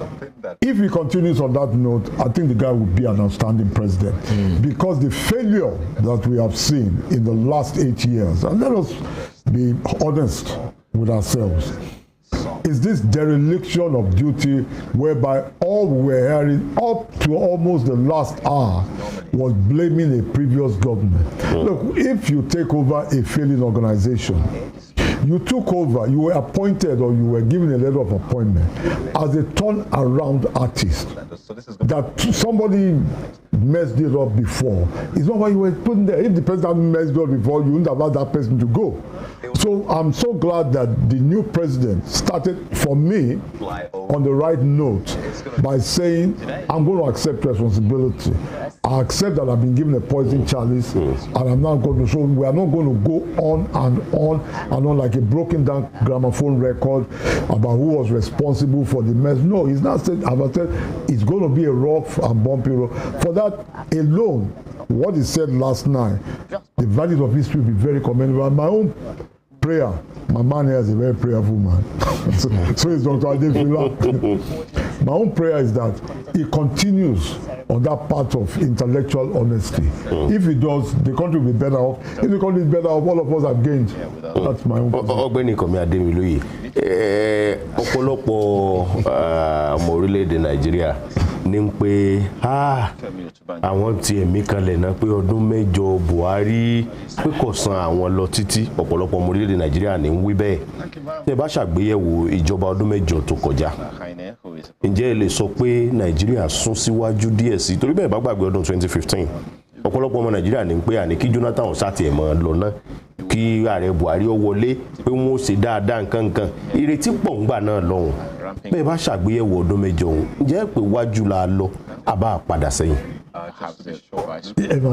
Bẹ́ẹ̀ni. Ìwọ bàtà lè wo ni pé ṣé ìgbésí ayé àwọn tó wà nílùú yìí tó lọ síwájú, ṣé wọ́n dá iṣẹ́ sílẹ̀ fún àwọn ọmọ yín tó gba freedom, tó dáṣẹ́ sílẹ̀ fún àwọn ọmọ yín tó gba discharge certificate youth corps, ṣé oúnjẹ ó wọ́n sí tàbí lọ sí lẹ́sìn ṣé owó tẹ̀ ń sọ fún èèyàn tó nílé ẹ̀yin tẹ̀ tí ìkọ́lé ti yín ṣó lọ sókè tàbí ó dúró síbi kan náà tẹ́ bá wo gbogbo kinní yẹn tẹ́ bá rò pé ó sunwọ̀n fún yín pé nǹkan bẹ́tà nísìnyí than ìgbà tí wọ́n sọ ẹ̀ Buhari èmi kọ́ ni máa sọ fún yín bóyá kinní but èmi feel pé ó yẹ ká ṣe dáadáa ju bá ṣe ṣe lọ. ẹ ṣeun ọ̀jọ̀gbọ́n Dayọ̀ Ṣóbọ̀wálé bẹ́ẹ̀ bá ṣe àgbéyẹ̀wò ọdún mẹ́jọ tó kọjá tí ààrẹ Muhammadu Buhari kí bó lẹ́ẹ̀pọ̀ orílẹ̀-èdè Nàìjíríà ṣe bẹ́ẹ̀ bá gbé gbogbo ẹ̀ yẹ̀wò ǹjẹ́ a sún wájú abẹ́yìn là ń padà sí. gẹ́gẹ́ bí èyí tí gbogbo wa mọ̀ ní orílẹ̀-èdè yìí ọ̀pọ̀lọpọ̀ ọgbà àwọn èèyàn wa kì í fi ojú yànnàná n tó bá ń ṣẹlẹ̀ kúlẹ̀kúlẹ̀ ọ̀pọ̀lọpọ̀ ọgbà èso tí a bá rí la máa ń sọ̀rọ̀ nípa ìdí igi gángan ìpẹ̀lẹ̀ gángan a máa ń filẹ̀ tí a bá wo ohun tó ti ṣẹlẹ̀ ní ọdún mẹ́jọ tí ó ṣẹ̀ṣẹ̀ parí nínú ọ̀rọ̀ òṣèlú wa a rí pé tí a bá wo àwọn àbùdé kọ̀ọ̀kan tó wà lọ́nà a ṣàkíyèsí pé a sún síwájú ṣùgbọ́n ìsúnsíwájú wa kò tó bí àbá ti sún síwájú tí ò bá sí àwọn àbùdé yìí ṣùgbọ́n ẹni tí ò bá fi ojú wo àbùdé á ní àsún síwájú ó yẹ ká ti débí ó yẹ ká ti dé ọ̀hún bẹ́ẹ̀ ni ó ń gbogbo wa wọ́n ní àwọn Yorùbá bọ̀ wọ́n lóhun ní ká jẹran pẹ́ lẹ́nu òun fa ọ̀nà fún. irú àwọn àbùdé wo lè yẹn sọ irú àwọn àbùdé wo ló wà lọ́nà tẹ́ ń sọ yìí. fún àpẹẹrẹ ní gbogbo àgbáyé ìgbà tó di sáà kan a rí i pé ètò ìṣúná ó lọ sókè ju bí tó jẹ́ pé títí kan òkè òkun àwọn tó fún wa ní àwọn tá à ń gbà lọ́wọ́ ẹ̀ gan nǹkan ò rọgbọ yàtọ̀ sí yẹn ní bí ọdún bíi mélòó díẹ̀ sẹ́yìn la ní ìjàmbá COVID tó wá tó fún àwọn èèyàn ní ọ̀pọ̀lọpọ̀ ìfàsẹ́yìn gbogbo ìlú gbogbo orílẹ̀-èdè ló mọ̀ ọ́ ní ọ̀ràn ṣùgbọ́n tí a bá wo bí ìlú wa bí a ṣe ṣe sí ó yẹ kí a ti jù báyìí lọ ṣùgbọ́n pé a ṣì wà ìyẹn ní èjì a tún tẹ̀síwájú tí a bá wò ní àwọn ọdún díẹ̀ sẹ́yìn ìgbà kan ní ogun Boko Haram yìí ló bẹ̀rẹ̀ tó yẹ pé àwọn ibìkan ò tiẹ̀ ṣe é lọ dídá ṣe ń sọ̀rọ̀ àwọn ibìkan wà tí ò ṣe é lọ náà o ṣùgbọ́n a rí i pé ìyàtọ̀ díẹ̀díẹ̀ wà torí pé kíní tí ogun tó bẹ̀rẹ̀ yẹn ó níbi tó ti bẹ̀rẹ̀ yàtọ̀ sí yẹn tàbá wa tún wo nípa èrò àwọn àgbékalẹ̀ ohun mèremère bíi bóyá bíi títì tí ìjọba tó ṣe tán yìí tí wọ́n gbé ṣe lóòótọ́ ní ọ̀dọ̀ tí àwa aráàlú a máa gbà ṣówó tán ṣe kínní yìí ǹjẹ́ kò ti pọ̀ jù ṣùgbọ́n a rí i pé ìyàtọ̀ díẹ̀díẹ̀ wà nǹkan kan wà tó dẹ̀ máa ń fún mi ní tó máa ń kan mí lóminú tí n bá ń wo bí a ṣe máa ń ṣe àpéjọsọ ọ̀rọ̀ nípa tó ń ṣẹlẹ̀ nílùú yìí a rí pé àwọn kankan wà tí a kì í wò tí a bá wo ọ̀nà tí ọkọ̀ ìjàmbá fi ń ṣẹlẹ̀ ní ìsìn sí ìgbà tẹ́lẹ̀ a rí pé ìjàmbá ọkọ̀ ó ti ṣe kí ni ó ti wálẹ̀ torí àwọn ọ̀nà kọ̀ọ̀kan tí ìjọba ti ṣe ìjọba ò tí ì ṣètò nípa ètò ààbò ibẹ̀ yẹn ó mẹ́hẹ ó jẹ́ ibi tí ìjọba tuntun yìí ń gbọ́dọ̀ ṣe ọ̀pọ̀lọpọ̀ nǹkan nípa ẹ̀ ṣùgbọ́n gẹ́gẹ́ bá a ṣe mọ̀ ìgbà tí tá bá wo àwọn ìlú kéékèèké tó wà lẹ́gbẹ̀ẹ́ ìlú wa nípa ọ̀rọ̀ iná fún àpẹẹrẹ a rí pé iná wọn ò kì í lọ ṣùgbọ́n àwa là ń fún wọn ná àwa máa wò pé kí ló ń ṣẹlẹ̀ ìyẹn ni Yorùbá fi ń sọ pé bórí bá ṣe tóbi tó ló ṣe ń fọ́ lórí ìlú mi ò tó ìlú ìpínlẹ̀ Èkó nìkan àwọn dẹ̀ ti ìlú sì ni wọ́n ó yàtọ̀ sí àwa tó jẹ́ pé ẹ̀yàmẹ̀yà oríṣiríṣi ni nǹkan tí à ń ṣe ni mo fi máa ń sọ fún àwọn ènìyàn pé fún ìlú wa láti lọ sí bá ṣe fẹ́ kó lọ kì í ṣe ọ̀rọ̀ ààrẹ nìkan o kì í ṣe ọ̀rọ̀ ìgbìmọ̀ nìkan ọ̀rọ̀ gbogbo ìlú ni o. All right, so Dr. Showale, sorry, permit me to cut in here. We're getting live visuals of the former president Muhammadu Buhari just entering the Nigerian Air Force One. For what will be his last trip on that plane. He's just entered into the plane, just climbed the stairs, enter into the plane, and some of his aides also there for the onward trip to Daura, his hometown in Katsina State. We're bringing you live updates of proceedings at Eagle Square. So we're just taking a detour from the Eagle Square to the Nnamdi Azikiwe International Airport. I believe that should be the presidential wing from where the former president, having left the inauguration venue, going to the airplane for the last time. I think the plane will take off shortly and it will be flown to Daura, and the plane will return to now service the new first family and indeed the first man of the nation. We should get some updates. We have some updates for you. Not only in Abuja is inauguration going on, in 28 other states there are either new governors or returning governors also taking oath of office. And it's interesting as well as disturbing the development from Kano.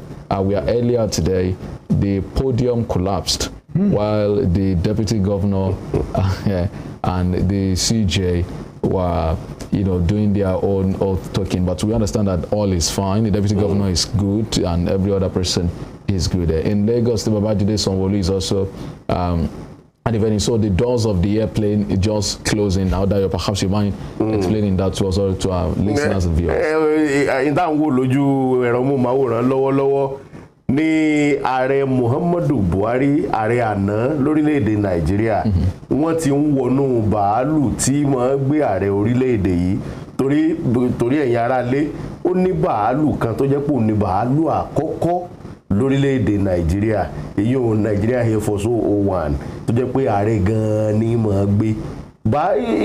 Fífò tó kàn tí ààrẹ Muhammadu Buhari ó fò nínú bàálù ọ̀hún, wọ́n ti wọlé, wọ́n ti tilẹ̀kùn, Daura ti yá báyìí tí bàálù ó ṣe wá padà wá láti wá bẹ̀rẹ̀ sí ní ṣiṣẹ́ fún ààrẹ tuntun tá a ṣe búra fún ní orílẹ̀-èdè Nàìjíríà, èèyàn Aṣíwájú Bọ́lá Ahmed Tinubu. Ẹ jẹ́ n tún rántí fi lé ìkún lédè Yorùbá wípé ní àwọn ìpínlẹ̀ 28 gẹ́gẹ́ bí Fẹ́mi ti sọ ní ètò ìbúra fún gómìnà ló ti ń lọ lọ́wọ́ ní orílẹ̀-èdè Nàìjíríà. Bá a ṣe ń búra fún ààrẹ tuntun, bẹ́ẹ̀ ni àwọn gómìnà kan ń ṣe ìbúra fúnni fún sáà ẹlẹ́ẹ̀kejì lórí àlééfà. Fún àpẹẹrẹ gómìnà Babájídé Sanwó-Olú tìlú Èkó, fún àpẹẹrẹ gómìnà Ṣèyí Mákindé ti ìpínlẹ̀ Ọ̀yọ́.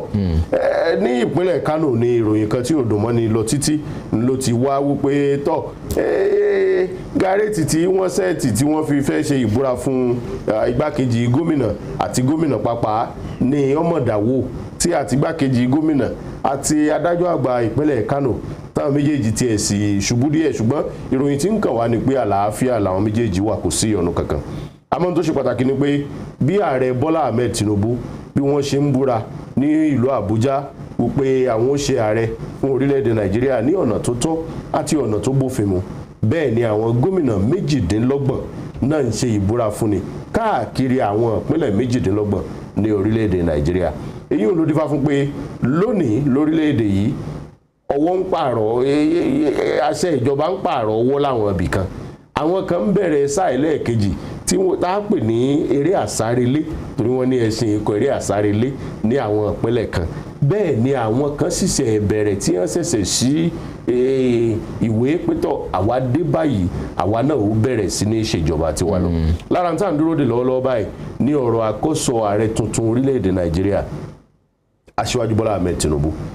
Ọ̀pọ̀ èèyàn ló sì ti ń retí wípé bẹ́ẹ̀ bá gbàgbé níjọ́ tí a búra fún gómìnà ìpínlẹ̀ Ọ̀ṣun Sẹ́nitọ̀ Adémọ́lá Jackson Rodin Adeleke, wọ́n kọ́kọ́ gbé àwọn òfin kan kalẹ̀ gbòógì níjọ́ náà tí wọ́n pè ní executive orders. Wọ́n kọ́kọ́ pa àwọn àṣẹ kan wípé mo tiẹ̀ kọ́kọ́ gbẹ́sẹ̀ lé àkáǹtì ìjọba, mo ṣe báyìí mo ṣe báyìí mo ṣe báyìí. Lọ́jọ́ òní bákan náà ọ̀pọ̀ èèyàn ló ń retí wípé ààrẹ tuntun orílẹ̀-èdè Nàìjíríà Aṣíwájú Bọ́lá Ahmed Tinubu nínú ọ̀rọ̀ àkọ́sọ wọn ó kọ́kọ́ tiẹ̀ pa àwọn àṣẹ kan tí ó rìn jìnnà nínú àti tún ọ̀pọ̀lọpọ̀ nǹkan ṣe lórílẹ̀-èdè Nàìjíríà. Ṣé mọ̀ pé báwọn náà ṣe ń dé, àwọn náà kọ́kọ́ máa fi àwọn àṣẹ kọ̀ọ̀kan lélẹ̀ tí ó fẹ́ ojú, tí ó ya ojú ìlànà ìṣèjọba tí wọ́n ó tọ̀ láti darí orílẹ̀-èdè Nàìjíríà. À ń dúró de ọ̀rọ̀ ààrẹ Bọ́lá Ahmed Tinubu lọ́wọ́lọ́wọ́ báyìí. Wọ́n ti da ààrẹ àná kò tí ì múra ààrẹ tàná Muhammadu Buhari àwọn ti mórílé Daura. All right, so you can see the aircraft tags in now on the runway. That's the Nigerian Air Force One leaving the Nnamdi Azikiwe International Airport. So it tags in on the runway and will be in the air shortly. I make a point about this, your Nigerian, this taxing. I didn't get that. I wanted to make an observation about that. Okay, please do. Yeah, actually, I thought you were going to get the irony of this whole leaving for Daura. Okay. And my brother too. If you remember, around about 2014, we were told that the presidential fleet, just a complete run of money and misallocation of resources was going to be got rid of. Well, how many of it has, out of 11, have been sold in 8 years? That's an important point. Then secondly, in my opinion, with unacceptable dishonesty, I choose my words carefully, a so-called Air Nigeria was launched with fanfare. And I thought that as a public relations throughput, it would break protocol. The outgone president should have gone back to Daura in that Air Nigeria as a public relations statement that fly Air Nigeria, this is our own flag bearer, if not our national carrier. That would have been a fantastic public relations, you get what I mean? Just like the president of France flies Air France. And the Prime Minister of the Netherlands goes by KLM, Royal Dutch Airlines. I'm sorry to say this, but the irony is not lost on me. Because we started with the correct position that this country, a third world country with millions, the overwhelming majority of the population in poverty. And so we're going to auction off those airlines. 8 years on, we still have those airlines. We started with great fanfare, a so-called Air Nigeria. On Friday, the public relations throughput was, the president would have flown there as a fantastic events management thing, back to Daura as a vote of confidence in Air Nigeria. So I just said, I don't think the irony of this okay, I mean, interesting. I mean, so I mean, those questions have been put to. I've had those questions put to the presidential spokesman at one time or the other, and I've had some level of explanations also offered. But I mean, Dr. Shubawale also wanted to speak, and he's saying, isn't it ironical that the man who promised to cut down the presidential air fleet and the fact that when they talked about the Nigerian, he feels that it would have been a public relations masterstroke for the president, former president, to have flown back to Daura in that Nigerian air that I said wanted to do. But just some clarification. Part of the explanations given was that some part of the of the presidential fleet was given to the Nigerian Air Force, maybe one or two, I don't know. I mean, some trying to justify when people are holding them to account on that promise. But Dr. Shubawale, you'd like to react to that. So the aircraft is still moving, it still tags in on the runway and will be flying. But I think we are back to the Eagle Square now, where the inauguration proper is ongoing. The parade is taking very long. The last time I checked, I understand that there are 18 items on the program of event, but then we are on number 12 or 13. So we still have, a few others to go. But it is a cultural dances. I believe the Nigerian cultural troupe, dancing and entertaining the audience there. Like Dayo said earlier on, what we expecting keenly now is the first speech of the president. And I should also stress that there's some very key things that would be expected of the president immediately he leaves the grounds of the Eagle Square. So perhaps you want to controvert me if I'm wrong, Dr. Shubawale. I think you're going to get a PhD. So Mr. Ademile and Dr. Shubawale. So I reckon that the moment the president leaves the Eagle Square, he needs to appoint a spokesman that will convey his messages to the public. He needs to appoint a chief of staff that will manage his affairs, and he needs to appoint a secretary to the government of the federation, who will in turn issue other letters to other appointees. I hope I'm correct. Well, you are, but let me react to what my brother said on this issue of his feeling. If I also say that I feel that there's no reason why the immediate past president of the Federal Republic of Nigeria, there's no reason why he should leave Abuja. He should still stay there and facilitate with the new president and stay a week or two, but not necessarily. You see, one thing we need to understand is that if every opinion is implemented, there will be confusion. We have laws, we have rules. As it is now, the most important person today in Nigeria is the most important person generally is the president. That's why we call this the number one person, the number one family. Now, the difference between the new president and the immediate past president is just that the attention, everything, Buhari is no more the face of Nigeria. Tinubu now is. So Nigeria is now to take care of Tinubu. It's like when someone, all these associations, once you become the chairman of a particular association, maybe ASU or NASU, you don't use your private car again. You begin to use the vehicle for that particular association. The same thing is applicable here. As Buhari is, that is the aircraft is expected to follow and is following it. It has nothing to do with the Nigeria Air that was launched, which definitely we expect that things will work this time around. Everything not working in Nigeria is caused by Nigerians. That's something I want us to know. Everything not working. The reason why this station is working is because of the Nigerians there. It's not because of the president or the people in the House of Assembly, but the Nigerians there. I know we are always good. Everybody wants to say this, that, but each time I look at the request, I always realize that most of the time, we leave out the basics, what the law says. Even in advanced countries, when I saw the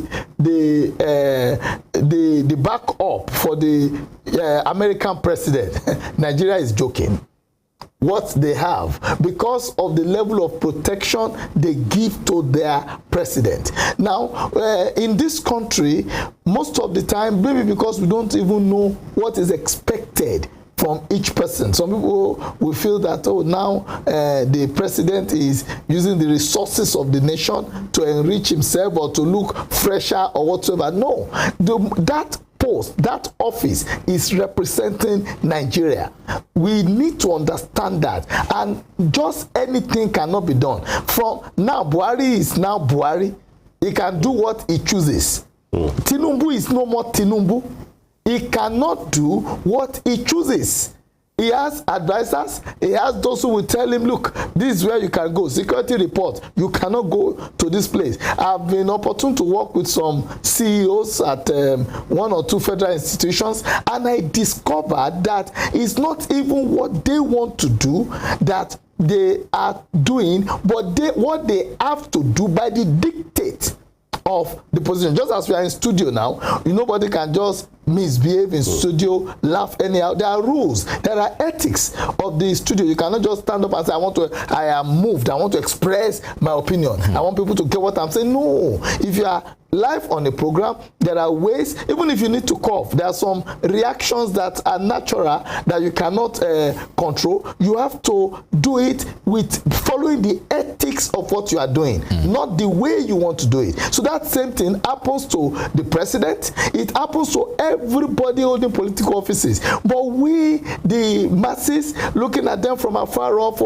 we always switch. It could have been done like this. It could have been done like this. When you look at the program, you said 18. The program that was drawn, the vehicle that brings Buhari in takes Tinubu back. You see that? It's not about the person. It's about that position. That vehicle is for the president of the Federal Republic of Nigeria, even if it is me.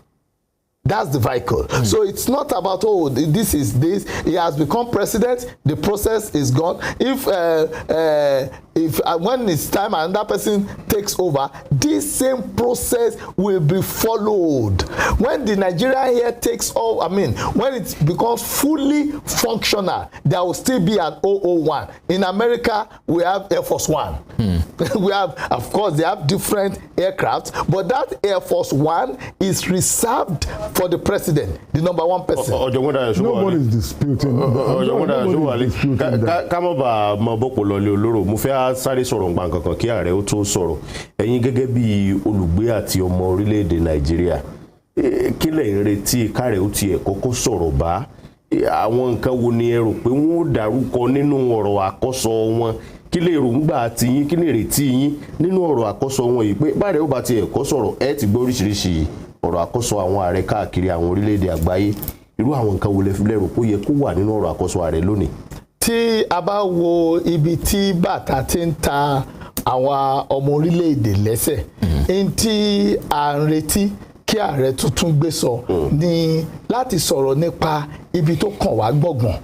Ìyẹn ọ̀nà méjì ni mo fi fẹ́ bá wo ọ̀rọ̀ tó wà nílẹ̀ yìí. Tí a bá wò ní ìlú wa níbí, èmi mo máa ń wo nǹkan ní ìdàkejì nígbà mìíràn. Ihun tí à ń retí ni pé kí ààrẹ sọ fún wa nípa ọ̀rọ̀ ààbò ìlú, kó sì sọ fún wa nípa ọ̀rọ̀ oúnjẹ, ọ̀rọ̀ ìṣúná. Tá bá wo ààrẹ nígbà tó jẹ́ gómìnà ní ìpínlẹ̀ Èkó, ọ̀rọ̀ ìṣúná yé. Nǹkan kan dẹ̀ wà tó múnú mi dùn nípa ààrẹ àti igbákejì, ẹ̀yìn ààrẹ tuntun àti igbákejì. Àwọn méjèèjì náà ti ṣiṣẹ́ ní àwọn ibì kan bíi tó ní í ṣe pẹ̀lú ìfowópamọ́. Tẹ́ bá wo igbákejì, ó ti ṣiṣẹ́ ní báǹkì kan tẹ́lẹ̀ tó sì jẹ́ pé ó ṣe dáadáa lọ́pọ̀lọpọ̀. Ó yí àìṣedéédé ní àwọn ibì kankan, ó yí sí nǹkan ọ̀tun. Pẹ̀lú tó dẹ̀ ti ṣe, àwọn méjèèjì náà ti ṣe iṣẹ́ rí pẹ̀lú ìjọba tí wọ́n sì ti mú ohun mèremère tó ń mú wá. Tá bá wo ohun tó ṣẹlẹ̀ ní ìpínlẹ̀ Èkó, a ní ìgbàgbọ́ pẹ̀lú gẹ́gẹ́ bí wọ́n ti ṣe ń sọ fún wa pé ààrẹ tuntun wa yìí, òun ni ó jẹ́ ẹni tí ó mú Èkó tuntun jáde. A wá nírètí pé kó mú Nàìjíríà tuntun jáde, ìpínlẹ̀ tuntun kó mú jáde, ṣùgbọ́n a gbọ́dọ̀ gbàgbé nǹkan kan. Ààrẹ kọ́ ló ní gbogbo agbára. Àwọn ibi tí mo máa ń fẹ́ kí àwa ọmọ Nàìjíríà kó yé wa nìyẹn. Ṣé rí ọ̀pọ̀lọpọ̀ ohun tí a máa ń ṣe, a máa ń fi ìtara, a máa ń fi ṣe àdàbí pé eléyìí ṣẹlẹ̀ tó ààrẹ nípa tiẹ̀. Àwọn tí gómìnà ó nípa tiẹ̀. Òfin wà tí ìlú wa ń tẹ̀lé, òfin yẹn àwa gan aráàlú a ní ipa tiwa láti ṣe. Ààrẹ ò kàn lè pàṣẹ pé epo ó ti di 15 naira, kò ṣeé ṣe. Ààrẹ ò lè pàṣẹ bẹ́ẹ̀. Ní tí ààrẹ máa mú wá, òun ní ọ̀nà àbáyọ kúrò nínú àwọn ibi tí a ti ní ìṣòro nílẹ̀ yìí. Ọ̀nà àbáyọ yẹn kò lè bẹ̀rẹ̀ gbà ò lẹ́ẹ̀kan náà, kò lè bẹ̀rẹ̀ gbà ò. Ṣùgbọ́n ààrẹ gbọ́dọ̀ sọ̀rọ̀ pẹ̀lú ìdánilójú, kó dá àwọn aráàlú lójú pé mo ti dé o, gẹ́gẹ́ bó ṣe sọ ní àná pé mi ò lè máa fi awuyewuye ò sínú ọ̀rọ̀ mi o. Èmi ni mo ní kẹ́ dìbò fún mi o. Èmi ni mo ní mo fẹ́ ṣe ààrẹ orílẹ̀-èdè yìí o. Mo ti di ààrẹ orílẹ̀-èdè yìí o. Mo wá fẹ́ bẹ́ síbẹ̀ kí n bẹ̀rẹ̀ sí ṣe. Ṣùgbọ́n a gbọ́dọ̀ gbàgbé nǹkan kan. Tí ààrẹ bá ti bẹ̀rẹ̀ iṣẹ́ láti ọ̀la lọ, ààrẹ á ṣẹ̀ṣẹ̀ wá mọ̀ nǹkan tó ń jẹ́ Nàìjíríà. Ó jẹ́rí ọ̀pọ̀lọpọ̀ àwọn olóṣèlú wa, wọ́n á ní mo máa dirú, mo máa dọ́gbọ̀n, mo máa di eléyìí máa di tọ̀hún. Ṣùgbọ́n tó bá dé ẹnu ọkọ̀, tó gbé ọkọ̀ lé wọn lọ́wọ́, tí wọ́n wá ṣá iná sí ẹ́ńjìnì ọkọ̀, tó rí pé ọkọ̀ tá a rò pé tá a bá tẹ̀ báyìí kó máa lọ ni, àṣé táyà àṣọ ti lọlẹ̀, àṣé nǹkan kan ṣe, àṣé eléyìí ò ṣiṣẹ́, àṣé tọ̀hún ò ṣiṣẹ́. A gbọ́dọ̀ tún ọkọ̀ ṣe o. Kò síbi tá à ń sá lọ o. In tó máa ń fa ìfàsẹ́yìn ní ọ̀pọ̀lọpọ̀ ọgbà òun nìyẹn. Ṣùgbọ́n mo ní ìgbàgbọ́ pé ó yẹ kí ààrẹ jáde pẹ̀lú ìbẹ̀rẹ̀ ọ̀rọ̀ àkọ́kọ́ sọ ẹ̀ kó jáde pẹ̀lú ìdánilójú pé òun á ṣe báyìí, ṣùgbọ́n ẹ jẹ́ ká tún béèrè, ǹjẹ́ ààrẹ kan wà láti ìgbà tí a ti bẹ̀rẹ̀ ọ̀rọ̀ òṣèlú, ǹjẹ́ ààrẹ kan wà tó jẹ́ pé ìgbà tó kọ́kọ́ sọ̀rọ̀ kò ṣe ìlérí? Kò sí. Kò sí. Tá bá rántí ọdún 7 sẹ́yìn bá ṣe ń wò náà rèé, ìgbà tí ààrẹ àná ìgbà tán bọ́ sí orí pẹpẹ tí wọ́n bẹ̀rẹ̀ sí sọ̀rọ̀, bó tiẹ̀ ṣe bá àwọn ológun sọ̀rọ̀ bíi pé òun gan-an ló máa ṣe kí ni, òun ló máa wà wájú ni. Ó sọ fún wọn, ó ní ẹ̀ lè jókòó síbí kẹ́ ẹ sọ pé ẹ̀ ń bá àwọn alákatakítí kẹ́ ẹ̀ ń bá wọn jà, ẹ lọ bá wọn lórí pápá, ẹ ṣe bá ẹ ṣe ọ̀hún. Ọ̀pọ̀lọpọ̀ wá pàtẹ́wọ́ pé bẹ́ẹ̀ ni ológun ti dé. Kí ló wá ṣẹlẹ̀ lẹ́yìn yẹn? In tó ń ṣẹlẹ̀ tí ẹni tó bẹ̀rẹ̀ pẹ̀lú ipá tó fi di pé kò tún lè sáré bíi ti tẹ́lẹ̀ mọ́, tí n bá fẹ́ fi wé àwọn tó ń ṣeré bọ́ọ̀lù aláfẹsẹ̀gbá, àwọn èèyàn ìgbà tí bọ́ọ̀lù tán ṣe ìgbà tán ní England ní ìyẹn lóyìnbó, ikọ̀ Arsenal ìgbà tán wà lókè, àwọn èèyàn kan ní wọ́n máa tó lọlẹ̀, wọ́n dẹ̀ wà lókè títí tó fi kù bí ọ̀sẹ̀ bíi 4 bíi 3 wọ́n tún wá já lọlẹ̀. Ìgbà táwọn èèyàn wá ń sọ, mo ní ẹ ṣe wò pé kí ló ṣẹlẹ̀? Àwọn èèyàn tán kó sórí pápá ó ti rẹ̀ wọ́n. Ẹ jẹ́ àwọn ohun tó ń ṣe, kí ló ń fa àbùdé fún ìlú wa? Ibo ni àbùdé yìí ti ń wá? Ní ìsìn nígbà tí ààrẹ àná wà ń bẹ̀, ààrẹ àná jẹ́ Fúlàní, ó jẹ́ Haúsá. Àwa Yorùbá ń sọ pé wọ́n jẹ́ ká ṣoko mọ́ o, tán bá mú wọn o, àwọn agbófinró wọ́n á ti pè wọ́n láti Àbújá o, Yorùbá ti wà l'Àbújá báyìí. Ǹjẹ́ a fẹ́ padà sóko báyìí? Àbí ṣé ààrẹ tuntun á sọ fún àwọn Haúsá pé ẹ bẹ̀rẹ̀ sí wọnú oko, ẹ máa dàrú? Kí làwa fúnra wa, kí la fẹ́ fi Àmọ̀tẹ́kùn ṣe? Ṣé rí ọ̀pọ̀lọpọ̀ nǹkan la gbọ́dọ̀ wò gẹ́gẹ́ bí ènìyàn Nàìjíríà fúnra wa. Ààrẹ máa ṣe tiẹ̀ lóòótọ́, ṣùgbọ́n àwa náà gbọ́dọ̀ ṣe tiwa. Àwọn amòfin wa wọ́n gbọ́dọ̀ ṣe tiwọn, ilé ẹjọ́ wọ́n gbọ́dọ̀ ṣe tiwọn. La fi ní ìpín agbára. Ṣé mọ̀ pé ìpín 3 ni agbára wà? Tí àwọn ààrẹ wà ń bẹ̀, tí àwọn àwọn tí tó ń ṣe òfin, àwọn aṣòfin wọ́n wà ń bẹ̀, támòfin wà ń bẹ̀. Àwọn ààrẹ ní alòfin, amòfin, aṣòfin.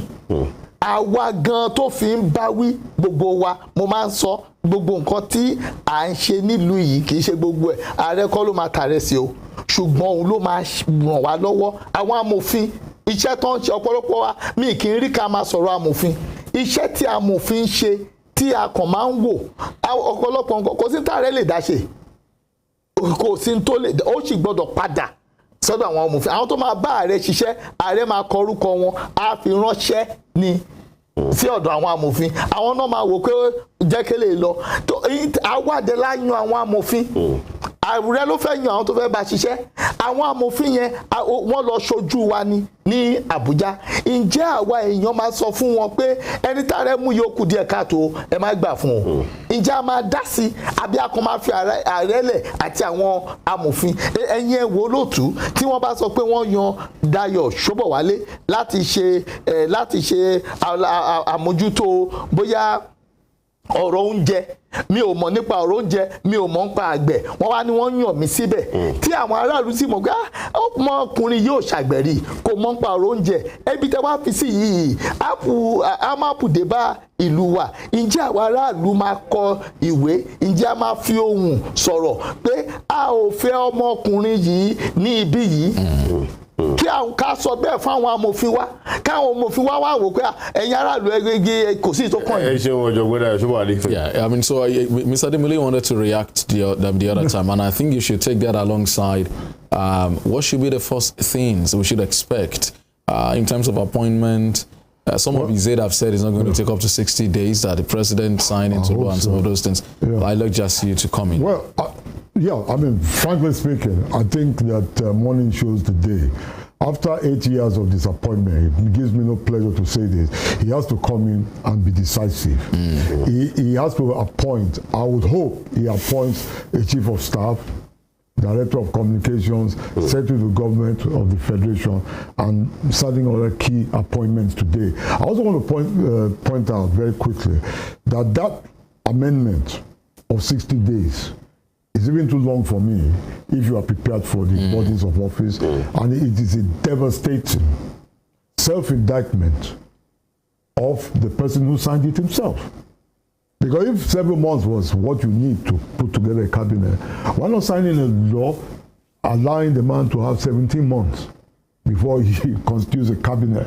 The other point I want to make, because of the significance of today and these ceremonies, which I think is important, is that Nigerians must demand that those in these positions up the ante. We are making a mountain out of a molehill. The fact of the matter is that the best contemporary example I give, there are so many examples, including in the past, the Awolowo government from 1952. But look at what Ignacio Lula da Silva did in Brazil. In 8 years, Lula da Silva's party, the Workers' Party and their allies, they never had more than 41% of the National Assembly. Yet in 8 years, 40 million people were pulled out of poverty with a National Assembly that was not on their side. We have set the bar too low in this country. If you go into public office, it is not my job to run a country. And there is no interpretation of history that is acceptable to the rational mind in which the followers have ever determined historical progress. It is a determined leadership, not the followership, who determine the course of history. I think that we should not. You see, we have lowered the bar too much. That's why Nigeria is an underperforming country. The bar that we have set is too low. I mean, a lot of what I see, so I can round up, but it's important for me to say, a lot of what I see in this country, I keep saying to people, it's like coming back home and telling your dad, Papa, you fail exam. How you go and tell your father that the man has denied himself of the good things of life to send you to school, to pay your school fees with money you could have used to buy a piece of land, build, or money to only be faji. And then I now come home and say, Daddy, I'll be I fail exam here now. I mean, he's in his rights now. And that is the attitude, unfortunately, because we have lowered the bar too low. You have to crawl to get out of the room. This idea that, I mean, that's what people are saying about COVID. That, Nigeria is also one of hundreds of countries affected by COVID. I mean, come fail exam now. I mean, until we break that mentality and set standards that can never be reached. Like I said, how did somebody in a difficult situation, how did he pull 40 million people out of poverty in a situation where in 8 years there was not one day in which he had the support of more than 41% of the National Assembly? Set yourself, because Nigeria is another performing nation. How can you have a country in which in 1961 our port of Apapa was the 7th most efficient port in the world? 3 days ago, the report published said that there was not one Nigerian port in the top 10 in Africa. So what are you happy about? I'm sorry I took too long, but you see, one of the problems I have, and which with the statement he made yesterday, I'm very impressed actually with the statement that the president made yesterday, the now president, that he was not going to pass the ball, blame any Buhari, blame any Jonathan, blame any Obasanjo. If he continues in that mindset, then it is a remarkable and positive departure from the past. If he continues, because what that thing implies is not just that he's going to just live in the past blaming everybody, but that he's now going to set higher standards. The problem with Nigeria is that we have lowered the ceiling of our standards too low. We have to now say that there is nothing impossible. I'll give you a very good example, then we can go. I'm sorry, but it's important. Around about 1957, when Obafemi Awolowo, as the premier of the Western region, when he raised the minimum wage, he raised the minimum wage higher than that of the east and the northern region. Frankly, it was not a very intelligent thing to have done. It looked like the man was just playing electoral politics. But what happened next? The western region was paying more minimum wage than east and north. I mean, Talo Ronche. But you know what happened? And Chief C.N. Okeke, who was the father of a senior of mine at St. Gregory's College, when I met him years later, decades later after the guy said, look, this Awolowo is a dangerous man. And I said, what did C.N. Okeke was Minister of Finance in Eastern Nigeria. So I said, Papa, what happened now? He said, look, that when Awolowo raised the minimum wage, they were very happy because they thought the man was going to implode the western region.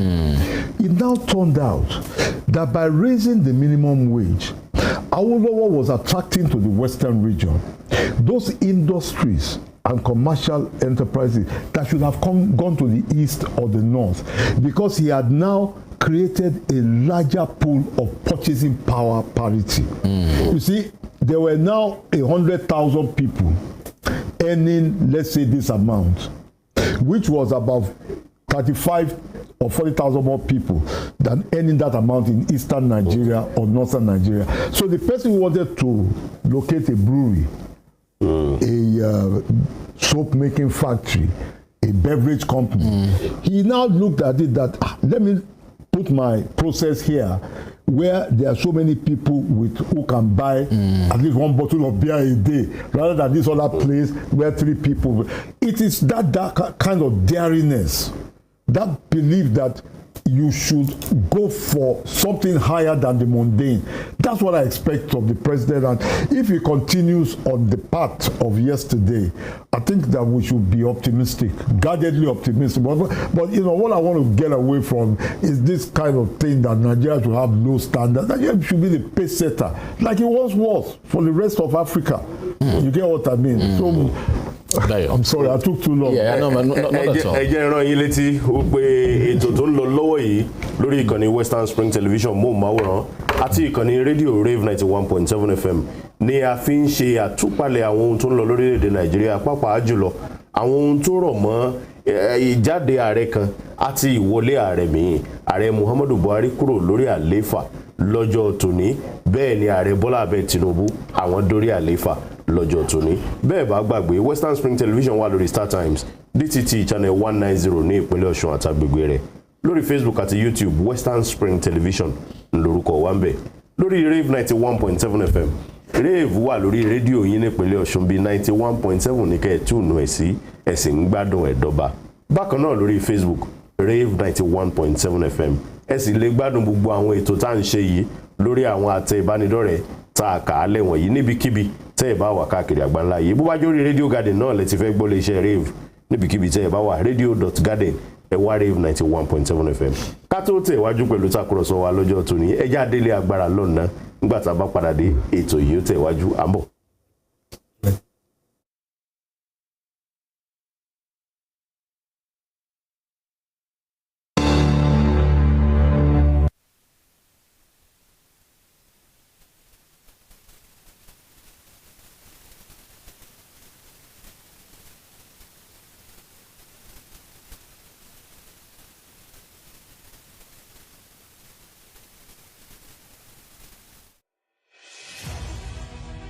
Can you imagine the feeling when you get your news as the break with facts and clarity?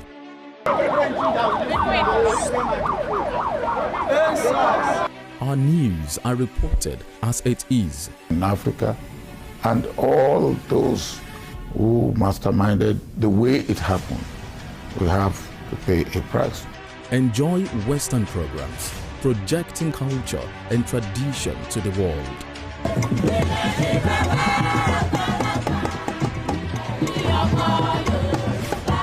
Brought to you as the break and recapped every hour for your update.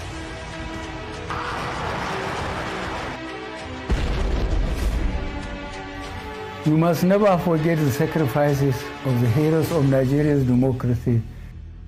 Produced and brought to you in a unique way never before seen.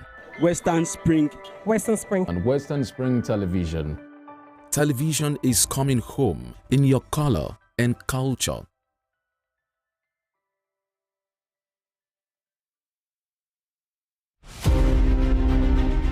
Samuel Ladoke Akintola was a frontal figure in the historical moves that birthed an independent Nigeria from colonial Britain. As a freedom activist, he deployed his wits, energy, intellect, and oratory skills to prepare the grounds for constitutional talks that eventually culminated in the country's independence in 1960.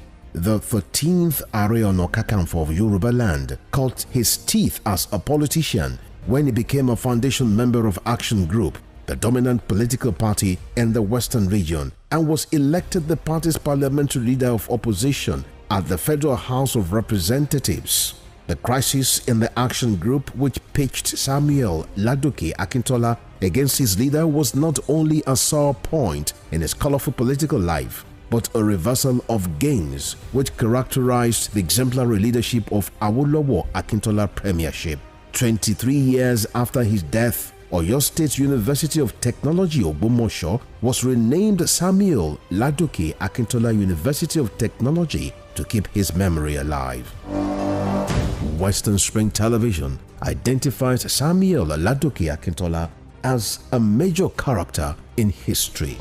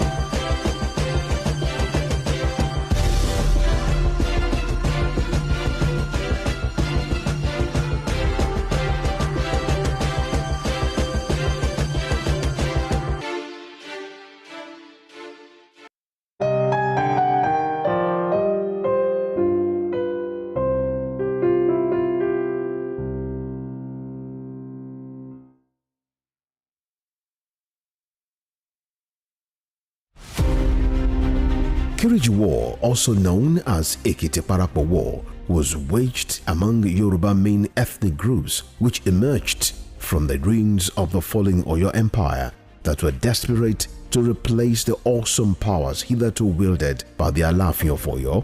The Kiriji War is defined as a conflict of confederacy and unitary political system championed by Yorubas of different socio-economic and political interests. The Ibadan military aristocrats felt they deserved a dominant position for saving Yoruba land from being totally submerged by the Fulanis by their victory in Osogbo War of 1840 and Ijaye War of 1862. Kiriji War, that took its name from the booming motor sounds of European armies.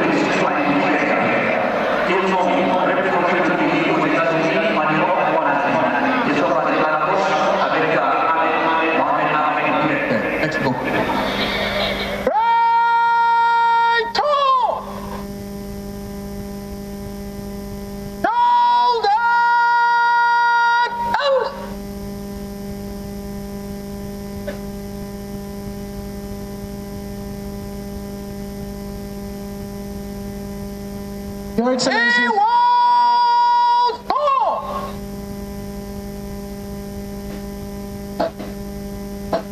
Your Excellencies, most distinguished invited guests, ladies and gentlemen, at the end of that very beautiful performance by the National Cultural Troops of Nigeria and the Adila Cultural Troop, what we shall be witnessing next is the advance and review order.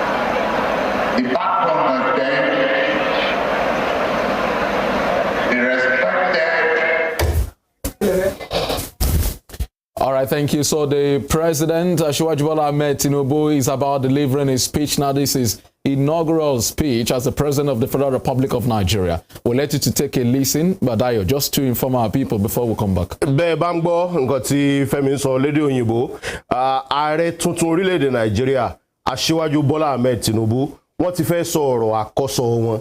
Ó sì wù wá kẹ́ ẹ fọkàn bá wọn lọ. Ńgbà bá padà dé, a tún ṣàtúpalẹ̀ rẹ̀ lédè Yorùbá àti lédè òyìnbó kẹ́ ẹ lè gbọ́ wọn dáadáa. À ń bọ̀.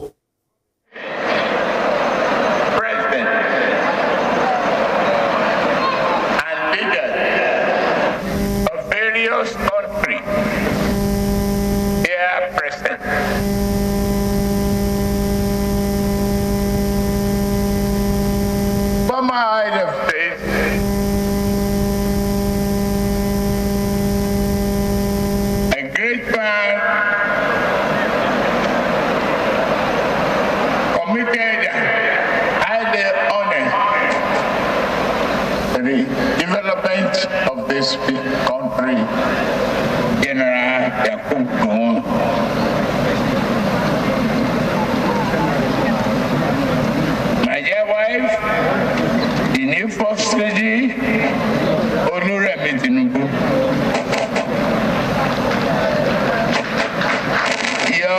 Excellency Vice President Basim Shetima and his wife Nana Shetima,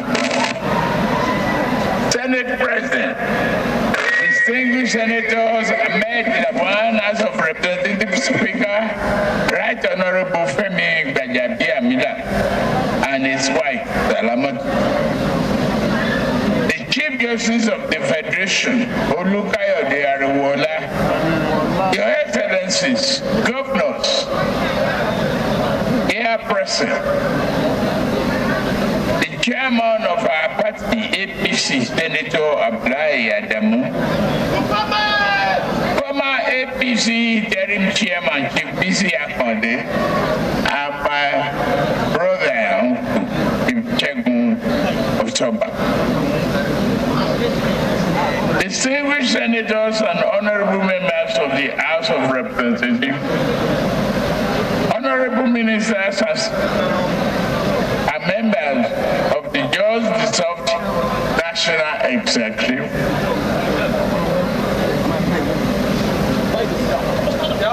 members of diplomatic corps, the royal fathers,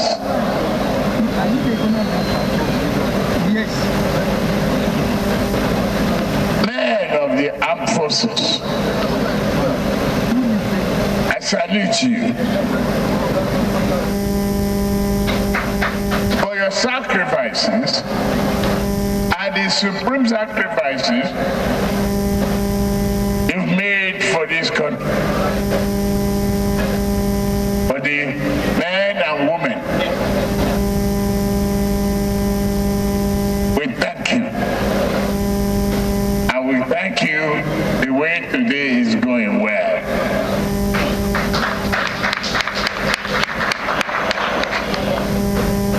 Gentlemen of the press, distinguished ladies and gentlemen,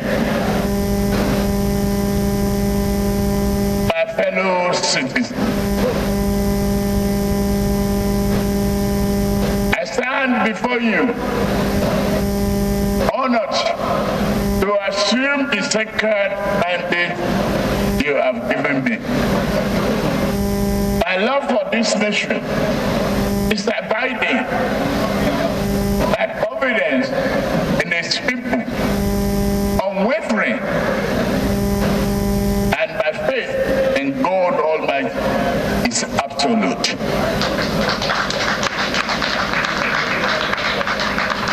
I know that His hand shall provide in needed moral strength and clarity of in those instances where even seem have reached the limit of human capacity.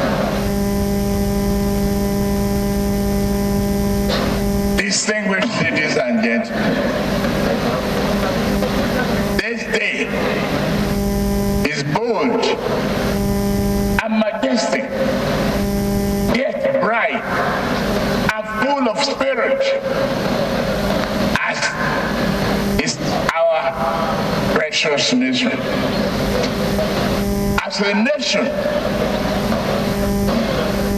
we have long ago decided to march beyond the dimness of night into open day of renewed national hope.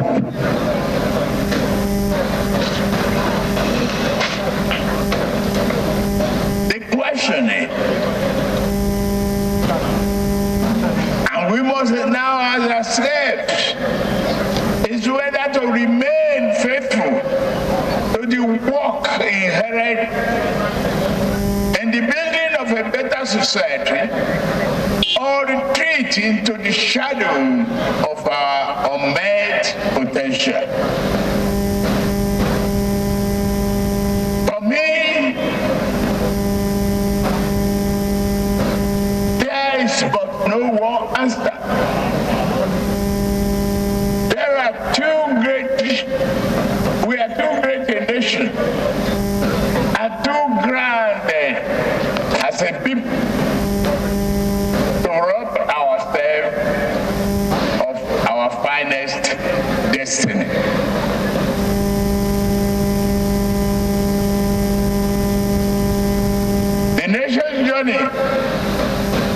been shaped by the prayers of our founding fathers, another billion, and the collective sacrifices of us all. We have endured hardship that will have made other societies crumble. We have shouldered the heavy burden to arrive at this sublime moment where the prospect of a better future matches with our improved capacity to create that future. To the surprise of many, but not to ourselves, we have more firmly established this land as a democracy in both word and deed. The peaceful transition from one government to another now is our political tradition. This handover symbolizes our trust in God, our enduring faith in representative government, and our belief in our ability to reshape this nation into a society it was always meant to be. My brothers and sisters, permit me to say a few words to my predecessor, President Muhammadu Buhari. Mr. President, Omar.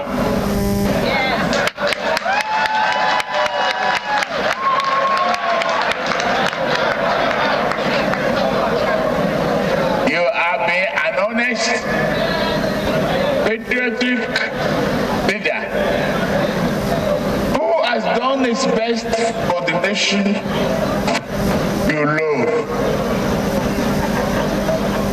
On a more personal note,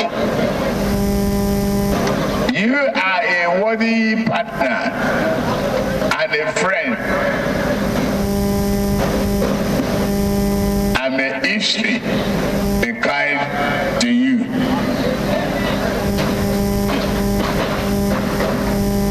For many years, Nigeria's critics have trafficked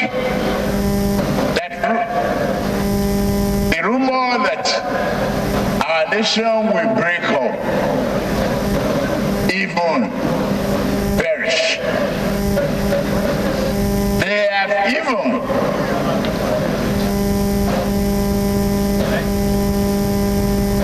redesigned the map.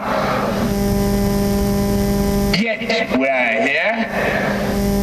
We have stumbled at times, but resilience and diversity have kept us going, and we will keep going.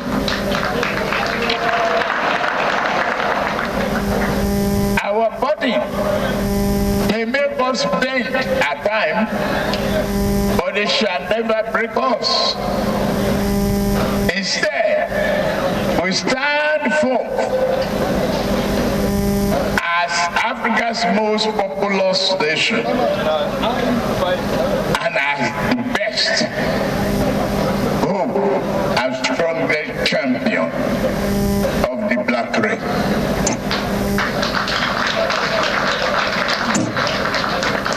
As a citizen, we declare as one unified people, devoted to one unified nation, national cause, that as long as this world exists, Nigeria shall exist.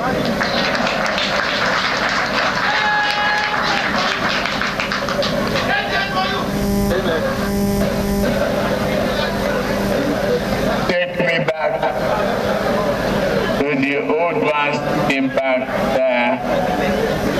General Yakubu Kliche, if Nigeria won the task that must be done.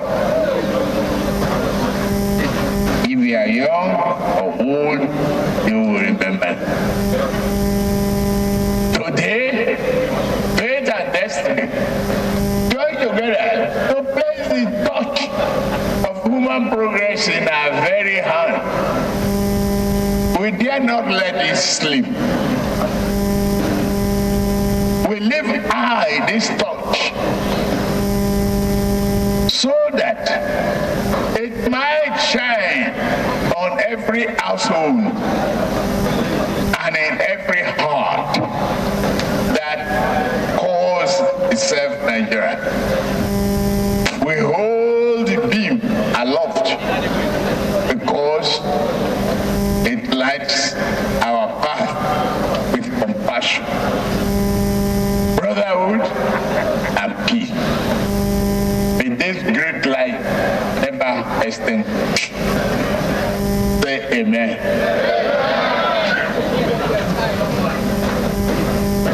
Our administration will govern you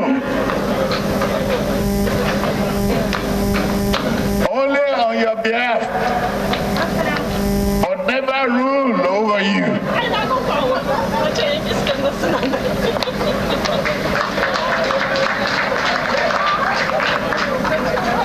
We shall consult and dialogue, but never dictate.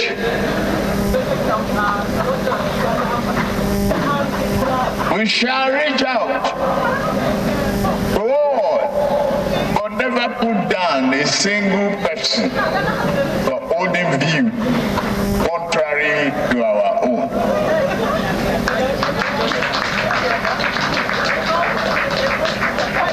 We are here to further mend and heal this nation, not tear and injure it. In this way, there are over a few comments regarding the election that brought us here today to this dump. Yes, it was a hard-fought contest. Was also barely won. Since the advent of the Fourth Republic, Nigeria has known had an election of a better quality. I said so.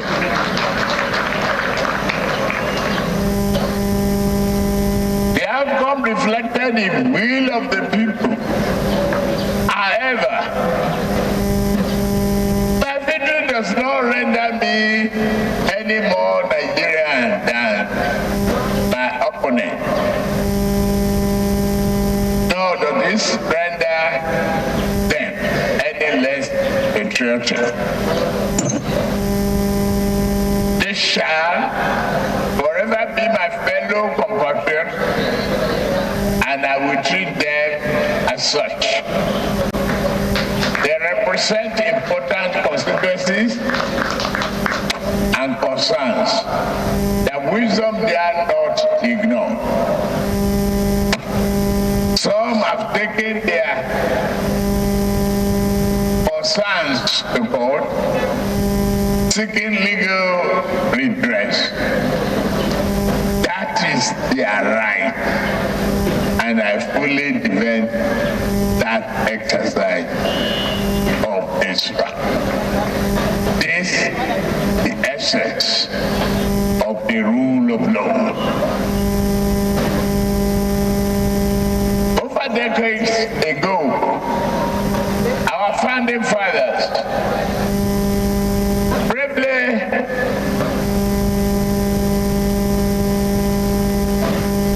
gave us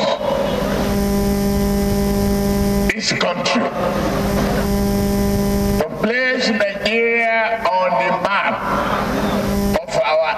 of an independent nation. We we must never allow the labor of those who came before us to wither in vain, but to blossom and bring forth a better reality. Let us take the next great step. The journey they began and believed in.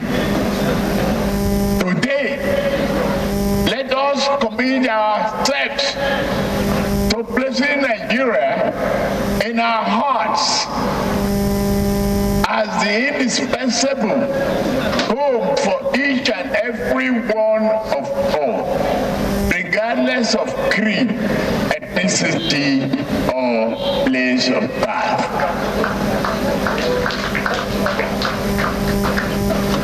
To my supporters, I thank you.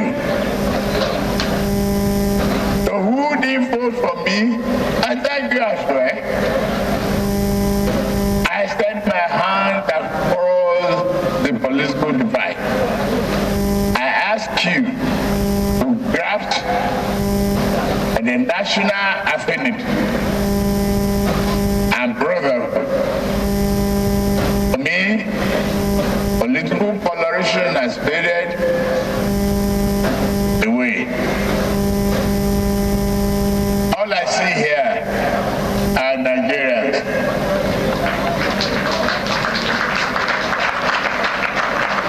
All of you.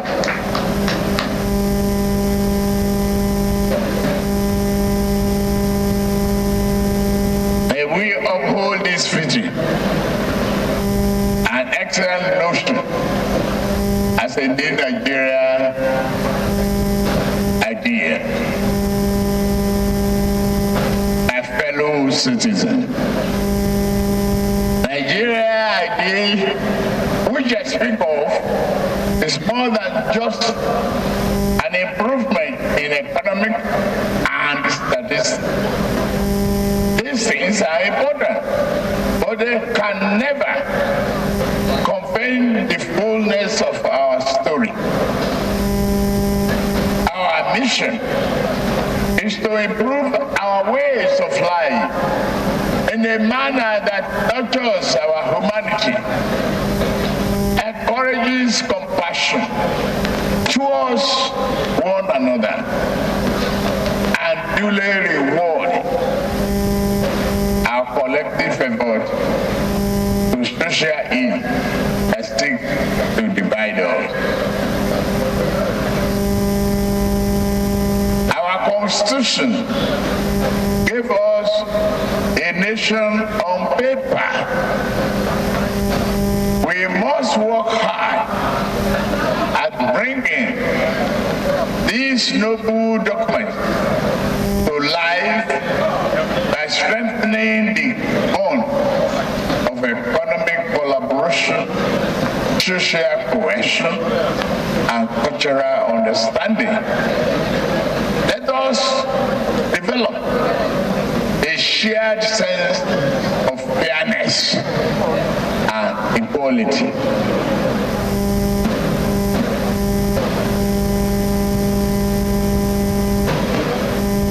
South must not only seek good for itself, but must understand that interest as South, where goods come to the North. North must not see the South likewise.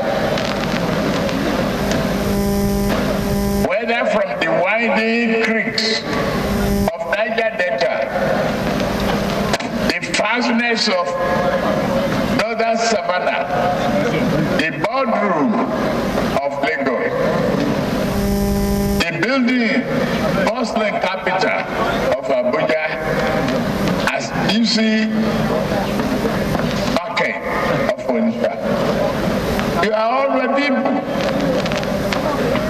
As your president, I shall serve you with prejudice towards none, but but compassion and amity towards all.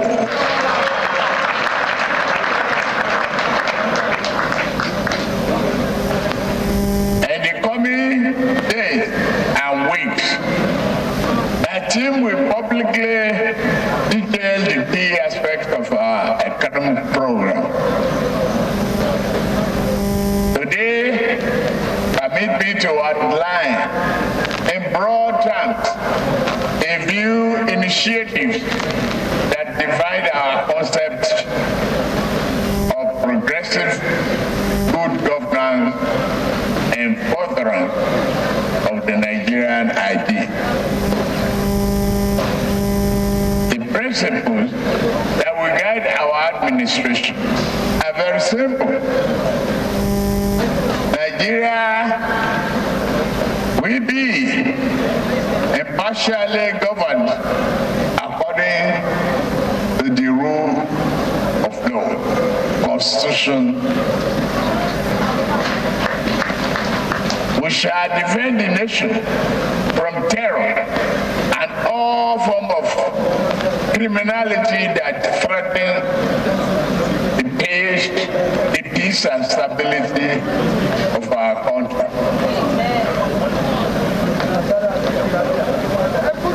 We shall remodel our economy to bring our growth and develop the GDP much better, achieve the GDP much better than we have today. I assure you.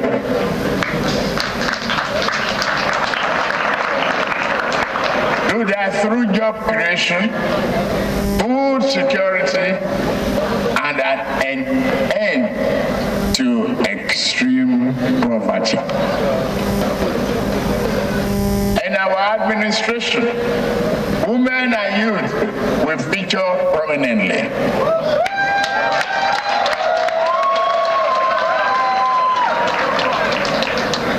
Our government will continue to take proactive steps, such as championing a credit culture, to discourage corruption, while strengthening the effectiveness and efficiency of the various anti-corruption agencies. That's to be a continued work in progress. Security shall be top priority of our administration, because neither prosperity nor justice can prevail amid insecurity and violence. To effectively tackle this, we shall reform both our security doctrine and its architecture. We shall invest more in our security personnel, and it means more than an increase in number. We shall provide better training, equipment, pay, and far.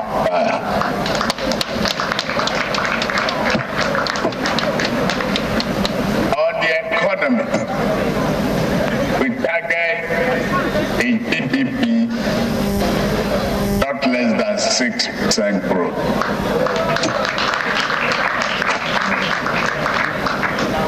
We aim to accomplish all of this by taking the following steps.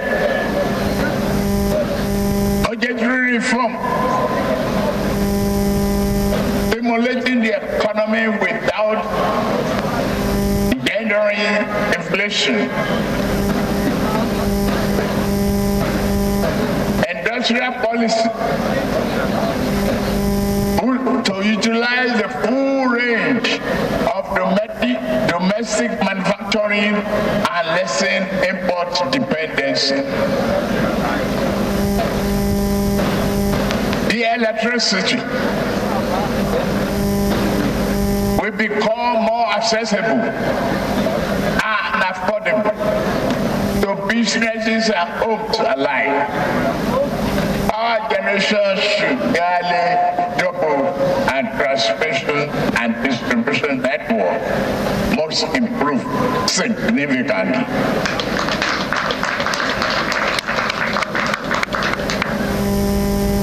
We will encourage various state governments to continue to participate in this effort, power generation and distribution of their own. I have a message for our investors, local and foreign. Our government shall review all the complaints about multiple taxation.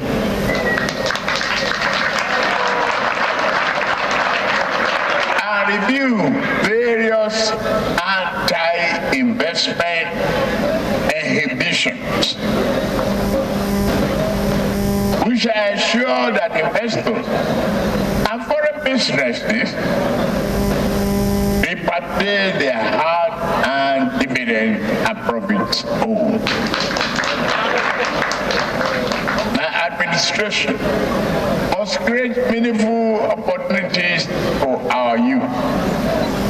We shall honor our campaign commitment of 1 million jobs in the digital economy. Our government also shall work with the National Assembly to fashion an omnibus job and prosperity bill.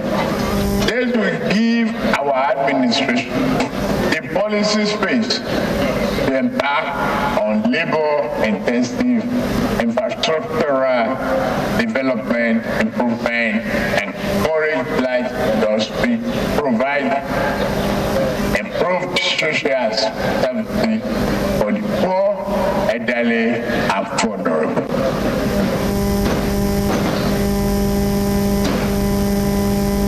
On agriculture, rural income shall be secured.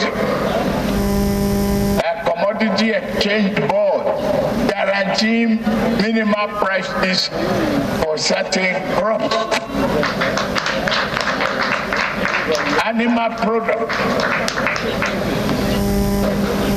A nationwide program for the storage and facilities to reduce spoilage and waste. All of that will be undertaken. Agricultural hubs will be created throughout the nation to increase production and engage in credit, promote credit, engage in value-added processing. The livestock will introduce the best of modern practices and steps taken to minimize the perennial conflict.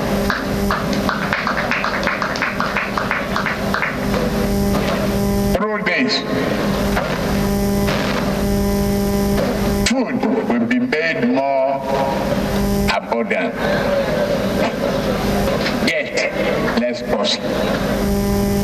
Farmers shall earn more while the average Nigerians pay less. On infrastructure, we shall continue the effort of the Buhari administration on infrastructure development area, and know how many railroad and water infrastructure are on fuel subsidy. unfortunate. The budget that I've glimpsed before I assumed office and what I've had is that no provision is there for fuel subsidy. The fuel subsidy is gone.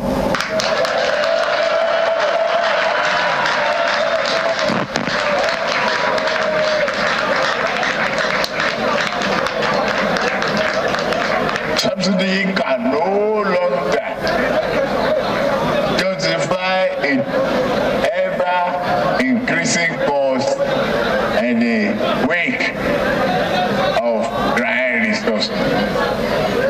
We shall instead be channeled whatever to fund to better investment in public infrastructure, education, healthcare, and jobs that we materially provide for people. Monetary policy. Thorough house cleaning is necessary. The central bank must work towards a unified exchange rate.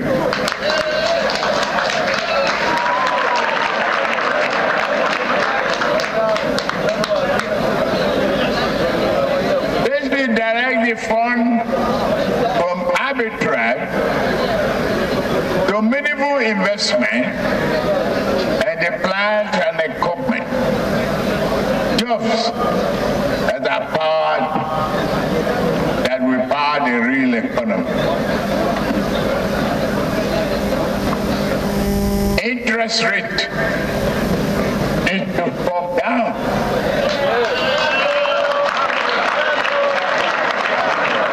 Currently too high.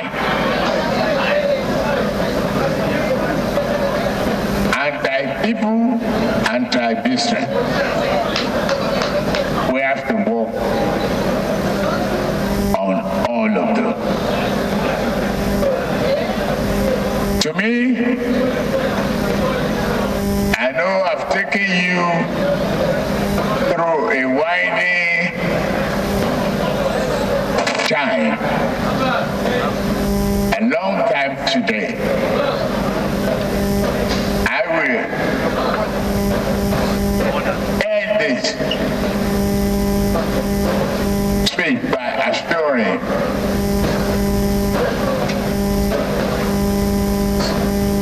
that the mandate they have given me is not misplaced. The confidence is there. Hope is back for Nigeria. Just let us be united. Thank you. God bless Nigeria. God bless Federal Republic. Your Excellencies, most distinguished invited guests, ladies and gentlemen, that has been the inaugural address by the new President of the Federal Republic of Nigeria, His Excellency President Bola Ahmed Tinubu, Grand Commander of the Order of the Federal Republic. Please may we put our hands together once more for His Excellency President and Commander-in-Chief of the Armed Forces of the Federal Republic. Excellence, invités distingués, mesdames et messieurs, vous venez d'entendre l'allocution présidentielle de son Excellence, le Président de la République fédérale du Nigeria et commandant en chef des forces armées du Nigeria, son Excellence, Président Bola Ahmed Tinubu, JCRF. Merci, Excellence, et félicitations. Thank you very much. At the end of the inaugural address, what we'll be witnessing next is the three hearty cheers.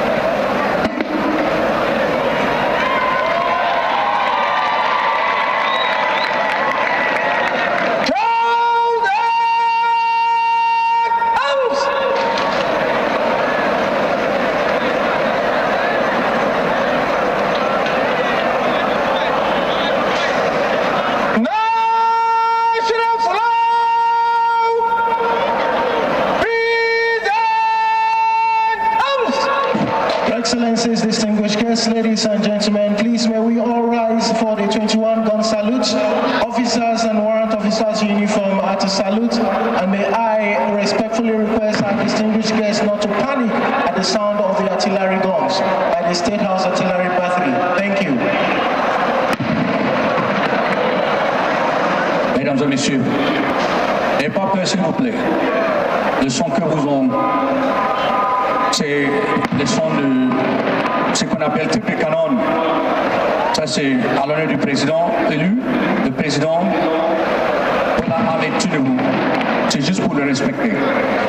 Merci beaucoup. N'ayez pas peur s'il vous plaît.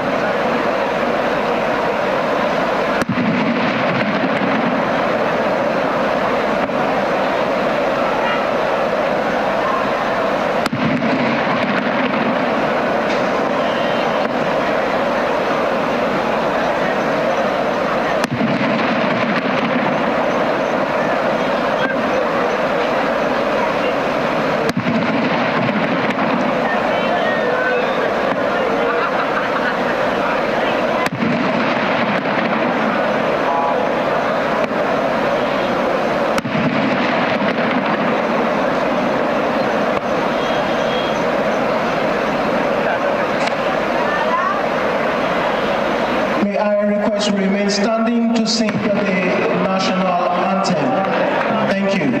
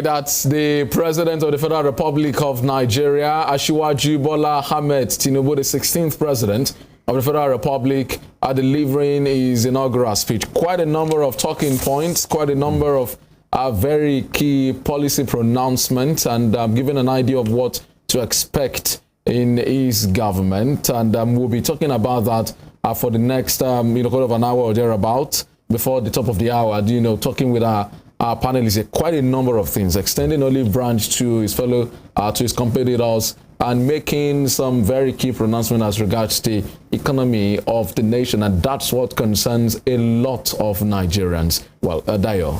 Ààrẹ tuntun ti sọ̀rọ̀. Wọ́n yọ kò mú òkun ẹ̀, ọ̀pọ̀lọpọ̀ nǹkan ni wọ́n ti fi lélẹ̀. Èyí tó ṣe pàtàkì sẹ́mi jù ẹ mọ́ ti ìjẹ́ ń sọ. Àmọ́ wọ́n sọ oríṣiríṣi nǹkan. Pàápàá jùlọ, wọ́n ní pé àwọn wọlé ìbò kò túmọ̀ sí wípé àwọn ní ẹ̀tọ́ gẹ́gẹ́ bí ọmọ orílẹ̀-èdè Nàìjíríà ju àwọn tó fìdírẹmi lọ. Wọ́n ní ọmọ Nàìjíríà náà jọ ní gbogbo wa. Wípé àwọn ó sì gbìyànjú láti rí i dájú wípé àwọn so okùn tó di orílẹ̀-èdè Nàìjíríà mú, àwọn ó gbìyànjú láti rí dájú pé àwọn túbọ̀ so pa sí dandan láti rí dájú pé báyé bá sì ń bẹ bí wọ́n ṣe sọ lédè òyìnbó ẹjẹ́ ń tú sí Yorùbá wọ́n ní báyé bá sì ń bẹ orílẹ̀-èdè Nàìjíríà náà ó sì dúró lórí ẹsẹ̀ rẹ̀ kò sì ní í ṣubú ààrẹ ló sọ bẹ́ẹ̀ ṣùgbọ́n wọ́n lọ́pọ̀ ọ̀rọ̀ ọ̀kágbọ̀n wọ́n ti wí tiwọn iṣẹ́ tiwa ni láti kọ́kọ́ ṣàtúpalẹ̀ ká kọ́kọ́ wò pé tó àwọn nǹkan tí wọ́n sọ yìí kí làwọn nǹkan tó ṣe kókó nínú ẹ̀ tó kàn wá gẹ́gẹ́ bí olùgbé àti ọmọ orílẹ̀-èdè Nàìjíríà kí ni àwọn nǹkan tó bá ìgbáyé gbádùn wa kí làwọn nǹkan tó bá wí kí làwọn nǹkan tó kàn wá gbọ̀ngbọ̀ngbọ̀n tó jẹ́ pé àárí ọwọ́ rẹ̀ nínú ìgbésí ayé àti ìgbáyé gbádùn wa àtẹ̀wájú láti mọ̀ ṣàtúpalẹ̀ pẹ̀lú àwọn àlejò wa ọ̀jọ̀gbọ́n Dayọ̀ Ṣóbọ̀wálé àti ọ̀gbẹ́ni Kànmí Adémilóyè ẹ jẹ́ ìrántí sọ fún yín wípé ètò yìí ń lọ lórí Rave 91.7 FM àti Westernspring Television ẹ mọ́ sì gbàgbé Westernspring Television wà lórí Star Times DTT channel 190 ní ìpínlẹ̀ Ọ̀ṣun àti ní agbègbè rẹ̀ bákan náà lórí Facebook àti YouTube Westernspring Television lórúkọ wa Rave 91.7 FM wà lórí ẹ̀rọ rédíò yín bẹ́ẹ̀ bá ti tune ẹ̀ sí 91.7 nípínlẹ̀ Ọ̀ṣun bí bó bá jẹ́ pé ibikíbi lẹ́yìn wà káàkiri àgbáńlá ayé ẹ ṣí radio.garden ẹ wá Rave 91.7 FM kétékété lẹ́ẹ̀mọ̀ gbọ́ wà níbikíbi tẹ́ ẹ bá wà bó bá sì wòye àtẹ Facebook iléeṣẹ́ Rave ní Rave 91.7 FM ẹ tẹ̀lé wa ń bẹ̀ náà kájọ mọ́ bára wa dọ́rẹ̀ẹ́ Fẹ́mi. Well, so I mean, interesting. Let's break it down now, and let me start with Mr. Kànmí Adémilóyè. A number of things that struck me in that speech. You know, I know different things always, strike you too. But tell me what struck you the most during that speech. Very quickly, I didn't vote for Tinubu. I didn't. Frank admission. So we have to place things. Yeah, sure. But what he said, listening to it in this studio, in my considered opinion, I believe that this man, if he's serious, he's not a con artist, could be the game changer this country has waited for 50 years. There were no, like he said, alluded to yesterday in that speech, there are no questions of making excuses. And what is impressive is that for the first time in a long time, somebody has come to tell this country the truth, that the party is over, that we've got to clean up the event center. Two things struck in my mind. One is the capacity of a chief executive officer, which is what this country has been clamoring for over 20 years, to make very difficult decisions. In the first place, he has made it clear that the racketeering corruption fuel subsidy, costing 8 trillion naira a year, must go. Secondly, and again, I praise his intellectual honesty and his moral courage, that a corruption-propelled dual exchange rate system, which has destroyed production and the productive base of this country, which has been ruinous, and which cost this country 6 trillion naira in subsidies, making a total of 14 trillion naira between fuel and monetary subsidies, will go. For this, whatever happens next, I'm not a seer, the verdict of history will be very positive. Because the time of excuses and telling lies, of creating alternative reality, has ended. I praise him for it. The target of 6% GDP growth is achievable if the institutional reforms, creating a better standard organization of Nigeria, giving Nigeria the kind of ports that can conceive, through which you can export a lot of things. I believe, actually, the man is a manager. Is that not too bold? Too daring? 6% it's not daring. GDP. You see, it is better to give yourself, as you have done in this organization, impossible targets. I got to know this place when I moved to Shobo because my driver, he would not let, he wouldn't put any other thing on the car radio than this Rave FM. I didn't know where Rave FM was. But anyway, but look at your transition from when I first discovered Rave FM. Look at your transition till today. He who dares wins. I believe that if you have a proper chief executive officer, as Tinubu is looking like being, it's early days yet, that 6% is not just achievable. I believe that this sort of person can actually achieve an 8% growth because he has identified the problem. Now work it out. If you phase out 14 trillion naira misallocation of resources, look at what this is going to translate to. Because these things have distorted the economy of this country. You're talking about a subsidy? The subsidies. Because it's not one subsidy. It's two. If you now attack the cost of this machinery of the government, which he did in his first term as governor of Lagos State, because the cost of the machinery of the government is another subsidy. So between those three subsidies, in my own guess estimate, it's not based on any statistic, we are actually talking of 18 trillion naira misallocation of resources or missed opportunities for this country that can be diverted into now productive. 18 trillion naira diverted into production, 6% growth rate is not just surmountable. A serious government led by a person with the intent that we have seen can, in my opinion, within 2 years begin to achieve 7.5 to 9% growth rate. We saw it in India because the streamlining of the bureaucracy of the enabling environment led to what became known as the Hindustan rate of growth, which at its peak was 12%. I believe that what we have seen today, if you had told me that I would be talking enthusiastically about one Bola Tinubu 2 hours ago, I would have told you that have you started drinking? I know you don't drink now. I drink, you don't, you know.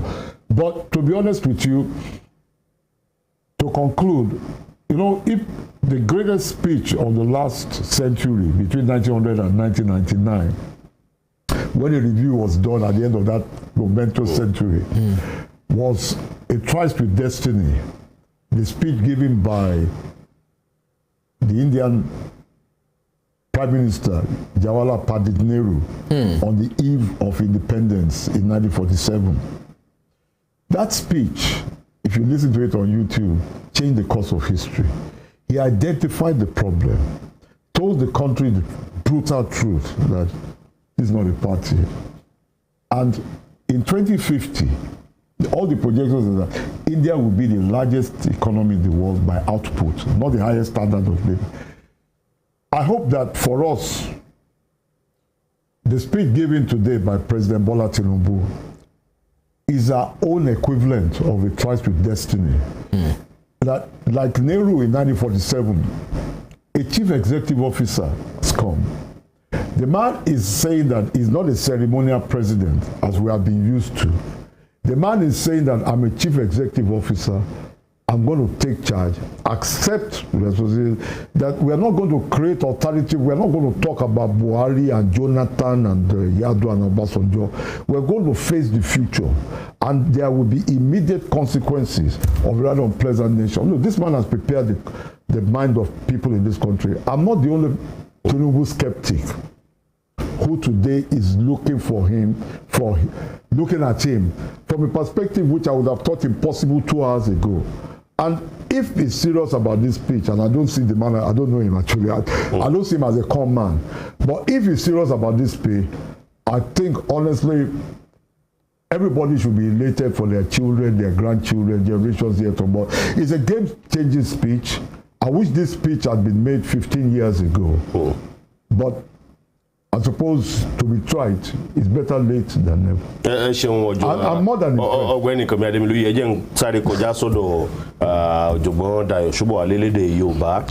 Ní àìpẹ́ yìí níjọba ààrẹ àná Muhammadu Buhari kò tí ì mọ́ra láti mọ́ pààrẹ àná torí bí wákàtí mélòó kan náà ní ẹsẹ̀ ìdarí àná ni wọ́n pé àwọn kọ́kọ́ so àti yọ owó ìrànwọ́ epo àwọn kọ́kọ́ sọ̀rọ̀ díẹ̀ náà lóṣù kẹrin náà ni wọ́n sọ bẹ́ẹ̀ páwọn sọ̀rọ̀ díẹ̀ náà torí pé owó ìrànwọ́ táwọn fẹ́ fún àwọn aráàlú wọ́n ní èèyàn mílíọ̀nù kan àwọn ọmọ fún ẹlẹ́gbẹ̀rún márùn-ún lóṣooṣù láti fi lè fi òróró tura sí ibi tí owó ìrànwọ́ epo táwọn yọ kó tí ó ti mú ìnira wá. Ìbéèrè mi sí ni pé ààrẹ tó ṣẹ̀ṣẹ̀ dé Bọ́lá Ahmed Tinubu wọ́n ní kò sí tí jó owó ìrànwọ́ epo mọ́ pé kódà owó ètò ìṣúná táwọn bá fọ́dún 2023 wípé kò sí owó ìrànwọ́ epo nínú ẹ̀ pé torí náà o sóde àfọ́ o kò sí tí jó owó ìrànwọ́ epo mọ́ lórílẹ̀‐èdè Nàìjíríà. Ìbéèrè mi sí ni pé àkọ́kọ́ ṣé àkókò tó yẹ ká yọ owó ìrànwọ́ epo rèé alákọ̀ọ́kọ́? Ẹlẹ́ẹ̀kejì, bá a bá yọ owó ìrànwọ́ epo kí ni ìjọba yẹ kó fi rọ́pò fún àwọn ọmọ àti olùgbé orílẹ̀-èdè Nàìjíríà tí ayé òfin ní wà lára? Ẹ ṣeun olóòtú, mo kọ́kọ́ kí gbogbo ọmọ orílẹ̀-èdè Nàìjíríà pé a kú oríire tí mò ń sọ ni pé a kúrò ní ìjọba kan sí ìkejì láì fi ta ẹ̀jẹ̀ sílẹ̀. A ṣe gbogbo àgbáyé wò wá, wọ́n sì sọ fún wa pé a kú oríire. Tí a bá wá padà wá ṣẹ́rí nǹkan kan wà tí mo gbọ́dọ̀ fi lélẹ̀ ní ọjọ́ òní. Èmi ò kí ń tijú nípa ẹgbẹ́ APC torí ara wọn lèmi jẹ́. Yàtọ̀ sí yẹn mo wà nú àwọn tí ó sọ pé àfi Bọ́lá Ahmed Tinubu dandan, àwọn ẹni tí àwa tẹ̀ka fún nù. Ṣùgbọ́n ṣe rí yàtọ̀ sí yẹn gẹ́gẹ́ bíi ti òṣèlú tó bá di nípa kí a yànnàná ọ̀rọ̀, èmi ò kí ń pẹ́ sí ọ̀nà kan. Ìgbàgbọ́ mi ni pé kí ni òtítọ́ tó máa ṣiṣẹ́. Ṣé rí àwọn ọmọ orílẹ̀-èdè Nàìjíríà ó kù díẹ̀ káàtó tó bá di bí a ṣe máa ń fi ojú mú nǹkan, torí pé àwọn olóṣèlú tí wọ́n ta fẹ́ gbọ́ wọ́n á sì sọ fún wa.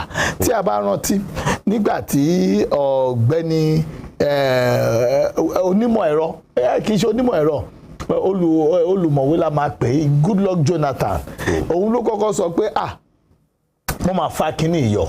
Ogun mà ní ó di ní ìlú yìí tí àwọn èèyàn sọ pé kí ló ṣẹlẹ̀ lọ́dún 2012 kí ló ṣẹlẹ̀ nǹkan. Ṣé ẹ mọ̀ pé tí Goodluck Jonathan sọ tí a tako òun gangan ni Tinubu sọ lẹ́nìí tí a sọ pé ó sọ rere. Ǹjẹ́ Tinubu ti sọ ta fẹ́ kó sọ irọ́ kò tí ì sọ o? Èmi gẹ́gẹ́ bí ẹnìkan ṣe rí mo máa ń sọ nǹkan kan nípa wa tí a bá ì tí ì padà sí ìpínlẹ̀ à ń tan ara jẹ ni. Mo fa owó ìrànwọ́ epo yọ kò tó ń tà ń dunnú sí. Kí ni ìdí tí mo fi sọ bẹ́ẹ̀? Ìgbà tó fà á yọ yẹn tí Jonathan sọ fún wa tí a takò ní Tinubu sọ fún wa tí a mú lábẹ̀ sí ṣe kíni lábẹ̀ sí gbárùkùtì. Mo fi ọdún 7 ṣe kabúkabú ní ìlú Ìbàdàn. Tí mo rí nípa iṣẹ́ kabúkabú rẹ̀. Tí a bá fẹ́ gbéyàn láti Agbowó dé Ọ̀jọ́ ní ìgbà yẹn, tí wọ́n bá ní Ọ̀jọ́, tí wọ́n bá ti sọ pé Ọ̀jọ́ 50 naira á pòṣe á lọ. Tí kabúkabú kejì bá dé Ọ̀jọ́ 50 naira á lọ, ẹmọ̀dí á ṣe fi owó kún di 100 naira ni. Ẹnì kíní tó lọ yẹn ṣe mọ̀ pé kò gbé ẹni yẹn, ẹnì kejì kò gbé. Tó bá di ẹnì kẹta, ẹni yẹn wá ní Ọ̀jọ́, olùwakọ̀ yẹn wá sọ pé 100 naira. Ìyẹn ọgọ́rùn-ún náírà àwa ní àwa wọlé. Ṣùgbọ́n kì í ṣe ẹnì kẹta yẹn ló ṣiṣẹ́ yẹn bí ó ṣe ẹnì kíní àti ìkejì tí ò gbé. Tí Tinubu sọ lẹ́nìí ẹyọ 2012 kó 2023 ọdún 11 náà ti sọ fún wa tá gbé igi àti ọ̀pẹ ta ní kò gbọdọ̀ ṣeé ṣe. Nǹkan kan náà tí Jonathan sọ fún wa ní ọjọ́ kìíní oṣù kìíní 2012 tá sọ di ogun ní Tinubu sọ fún wa ní ọjọ́ kọkàndínlọ́gbọ̀n oṣù karùn-ún 2023 tá sọ pọ̀ bá ní. Ẹ jẹ́ ká jọ yànyàn náà ẹ̀. Èmi wá fẹ́ béèrè nǹkan kan. Tinubu sọ̀rọ̀ kan ó ní láàrin ọ̀sẹ̀ sí oṣù àmọ́ ní tí àwọn fẹ́ gbé ṣe. Ìta tí ń bi wọ́n kò sẹ́ni tó ní kẹ́ má yọ owó ìrànwọ́ epo. Kẹ́ bá yọ tán owó tẹ́ fi ràn wá lọ́wọ́ kí lẹ fẹ́ fi ṣe. Ṣé kìí ṣe pé ó máa kó sí àpò àwọn èèyàn kan? Ǹjẹ́ Tinubu ti fún wa ní ìdánilójú pé tó bá yọ owó yìí kò ní lọ sí àpò àwọn olóṣèlú tí wọ́n kàn máa pín jẹ. Táìsì máa pín jẹ. Ṣáwọn olóṣèlú 2012 kọ́ ló wà bẹ́ẹ̀ 2023? Ṣáwọn aráàlú là wà bẹ́ẹ̀ ni. Tinubu ò tí ì sọ fún wa. Ṣùgbọ́n wọ́n ti mọ ìta fẹ́ gbọ́. Ìta fẹ́ gbọ́ yẹn wọ́n sọ fún wa.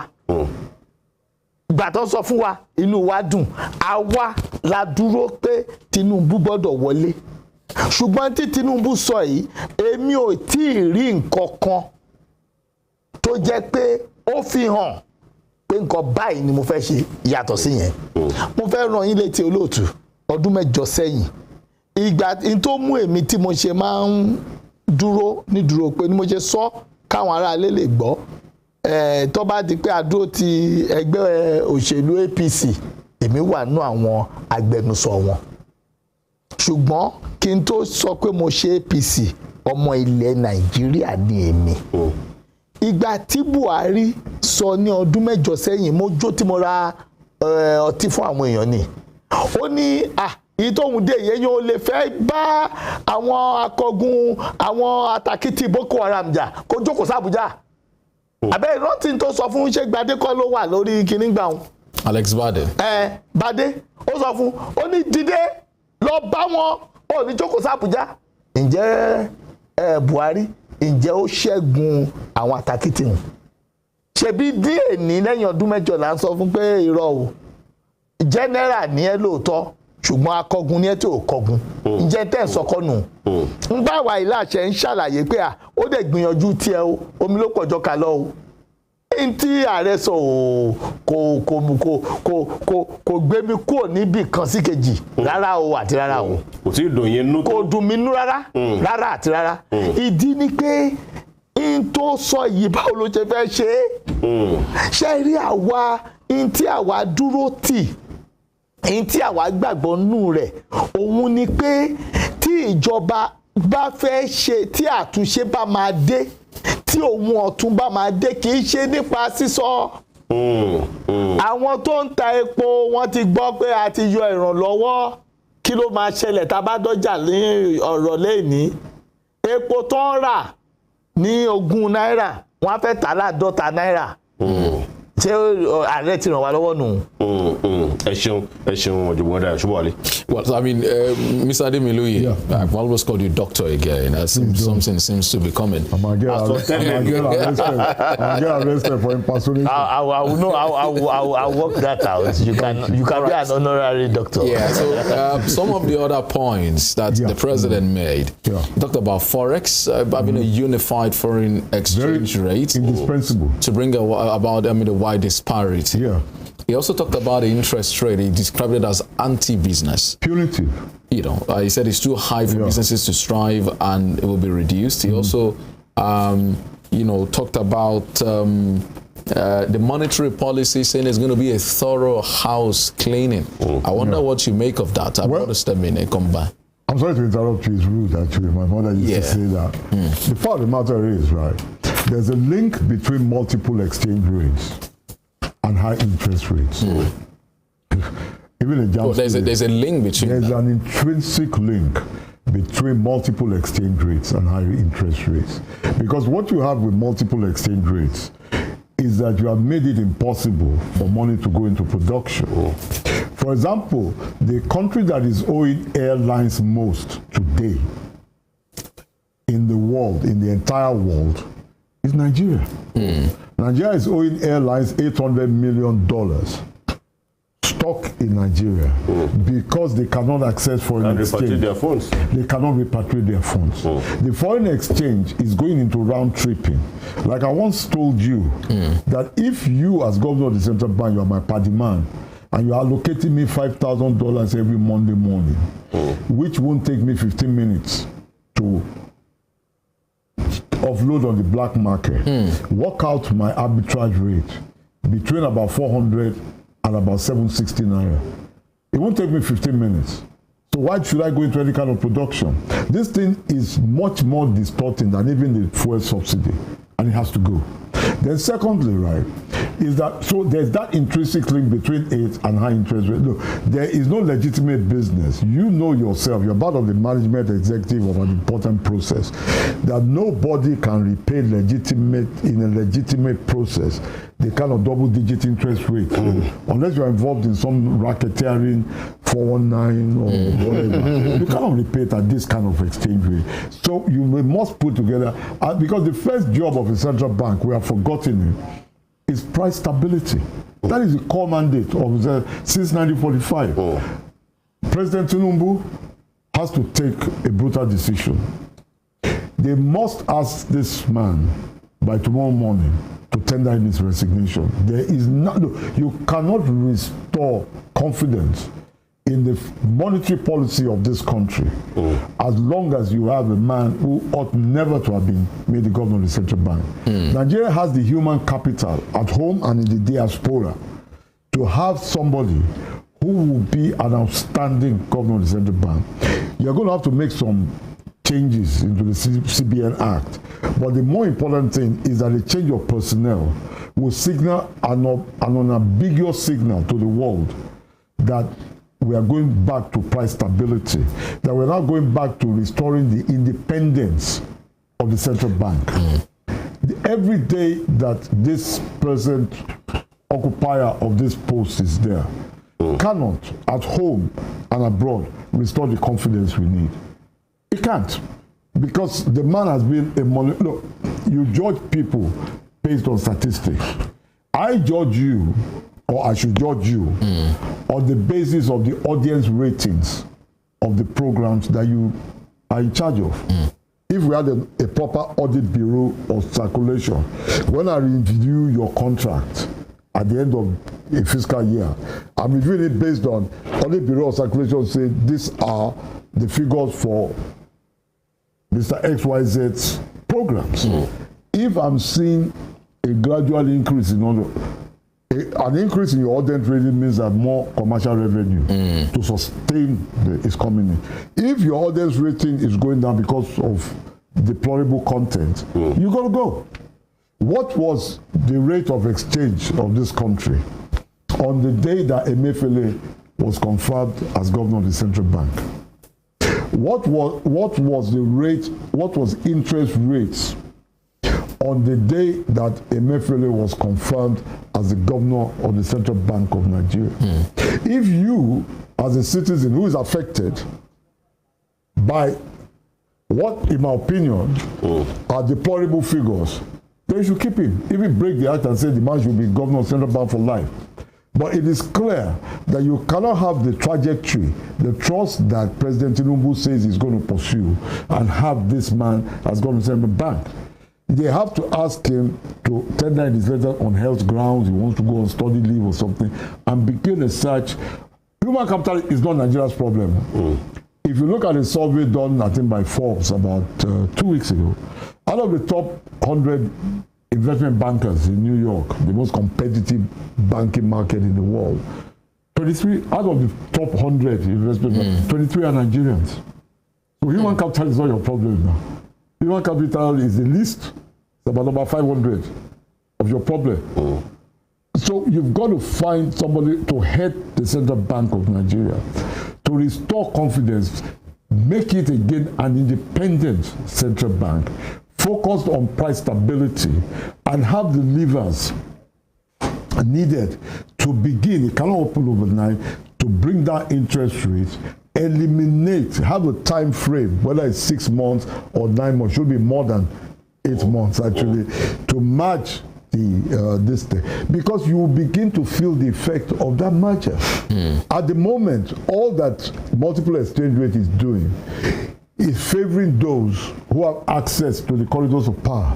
It's not favoring you. It's not favoring aficionados like myself of Westernspring or River FM. It's taking people involved in racketeering.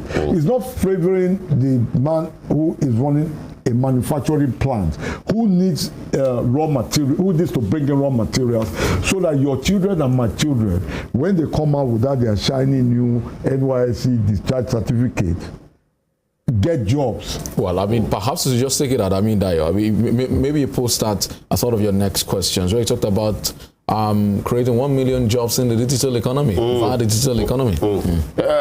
Ọ̀jọ̀gbọ́n Dayọ̀ Ṣóbọ̀wálé, ẹ̀rí gbọ́dọ̀ yín mò ń kọjá sí fún èdè Yorùbá tó rà pé ọ̀gbẹ́ni Kẹ̀mí Adébílú Yorùbá tí wọ́n ò tí ì jiná tán. Ọ̀jọ̀gbọ́n Dayọ̀ Ṣóbọ̀wálé, nǹkan méjì ní ń kó pọ̀. Àkọ́kọ́, Ààrẹ Bọ́lá Ahmed Tinubu wọ́n láwọn ó ṣe ìpèsè iṣẹ́ fún tó lé ní mílíọ̀nù kan bí wọ́n ti wí náà nù. lẹ́gbẹ̀ẹ́ kan wọ́n tún pé àwọn ṣe àfòmọ́ ìlànà tá à ń tẹ̀lé láti ṣe àkóso owó lórílẹ̀‐èdè Nàìjíríà ìyún monetary policy. Wọ́n ní ìyàtọ̀ tó bá owó tá à ń ná ìyún ẹgbẹ̀rún kan ẹ̀ẹ́dẹ́gbẹ̀ta náírà àti igba náírà.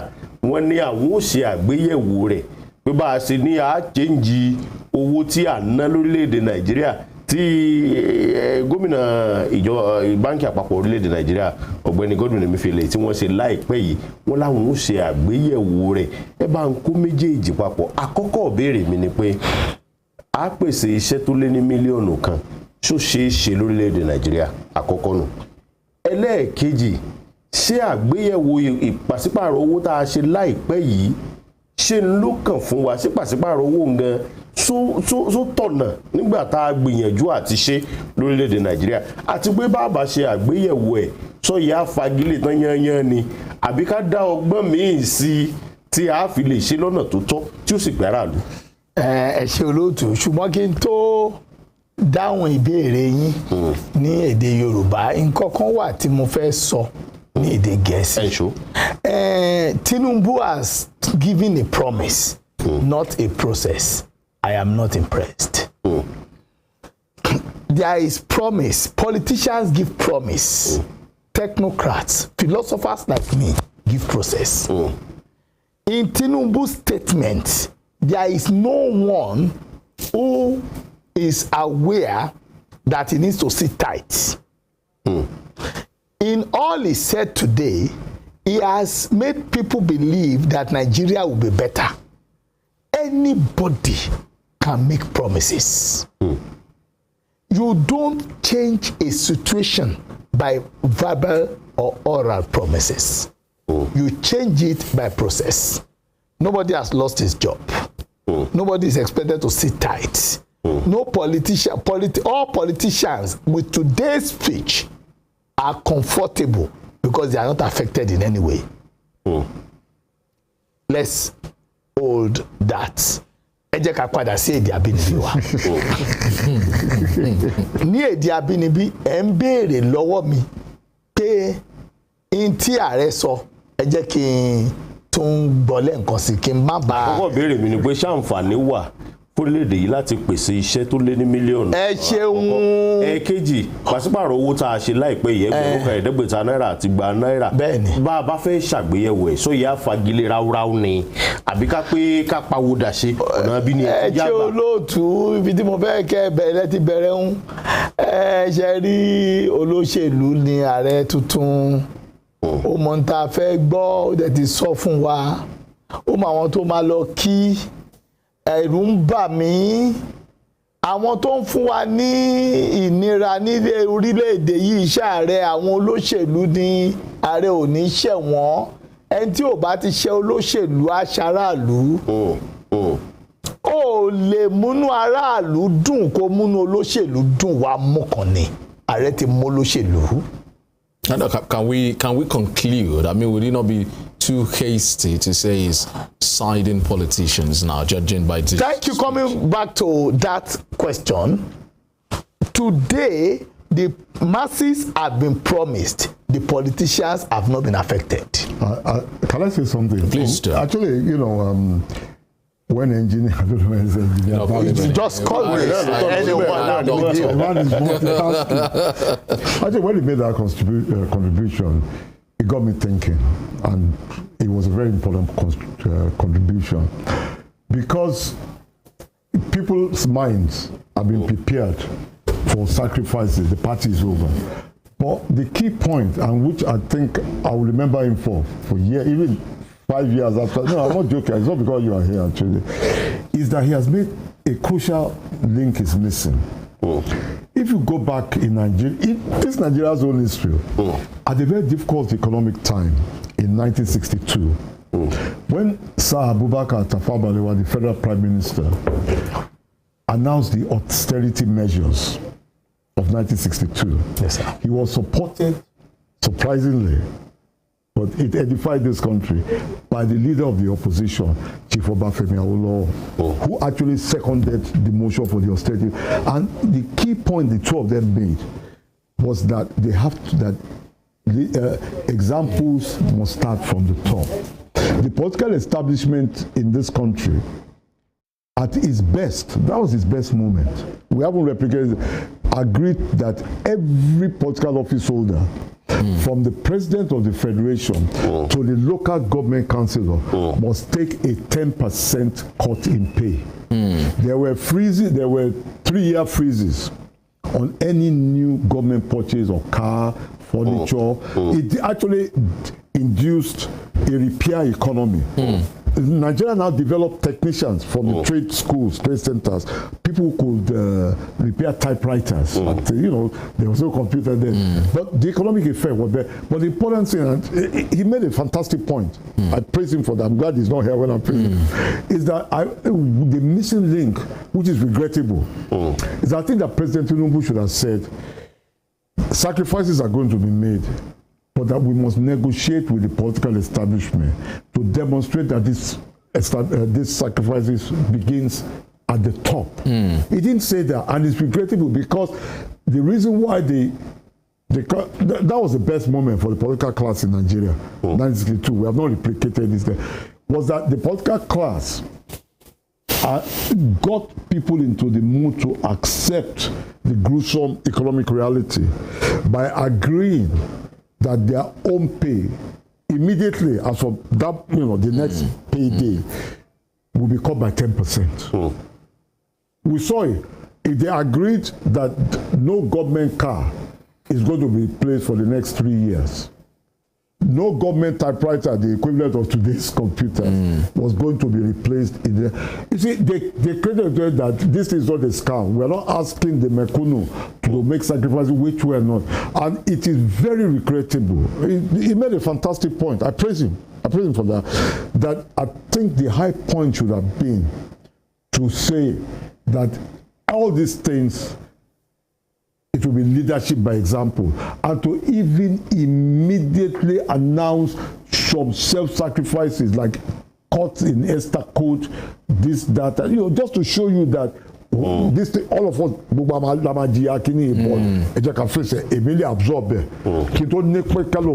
absorb that's why Yoruba say, you know, what he said, what he said was very important. And I think his own speech, his own handlers and stuff, listening to the comment, very brilliant comment that was made just now, I think they should try and do some corrective measures in the next 24 hours. Made a very brilliant point, very important point, and I think if they are listening, because he can't be the only person in Nigeria who has noticed this lacuna. I'm sure Facebook will be full of it by then. But as he said, I praise him for it, because it's going to be leadership by example. During the Second World War, for example, the wife of the president of the almighty United States of America, Eleanor Roosevelt, who by birth was a millionaire, not whether she married president or no, if she had married bus conductor, by birth she was a millionaire. This woman made a point of getting the news cameras to show her growing vegetables inside the White House. So that people can now see that the food they are eating in the White House, she was raising chicken. You know, it's all public relations stuff. But people could say, okay, the wife of the president, who is a millionaire, is growing her own tomatoes and her own onions. It has an important signaling effect. My brother here is done this country a very good point. In the next 24 hours, they must rectify this oversight. You know, you can't get everything right in one space, and I praise him for it. But it's an important lacuna, because everything in politics is about signaling. If we're going to make this sacrifice, it has to come from the top. They have to rectify this. Sorry, I took too long. Sorry, before we go back to the Yoruba section, I need to appreciate what Mr. Dr. So you see, that's part of the things we talk about, the issue of people being appreciated. Your knowledge at your age. We have been here since morning, and we are looking at the country.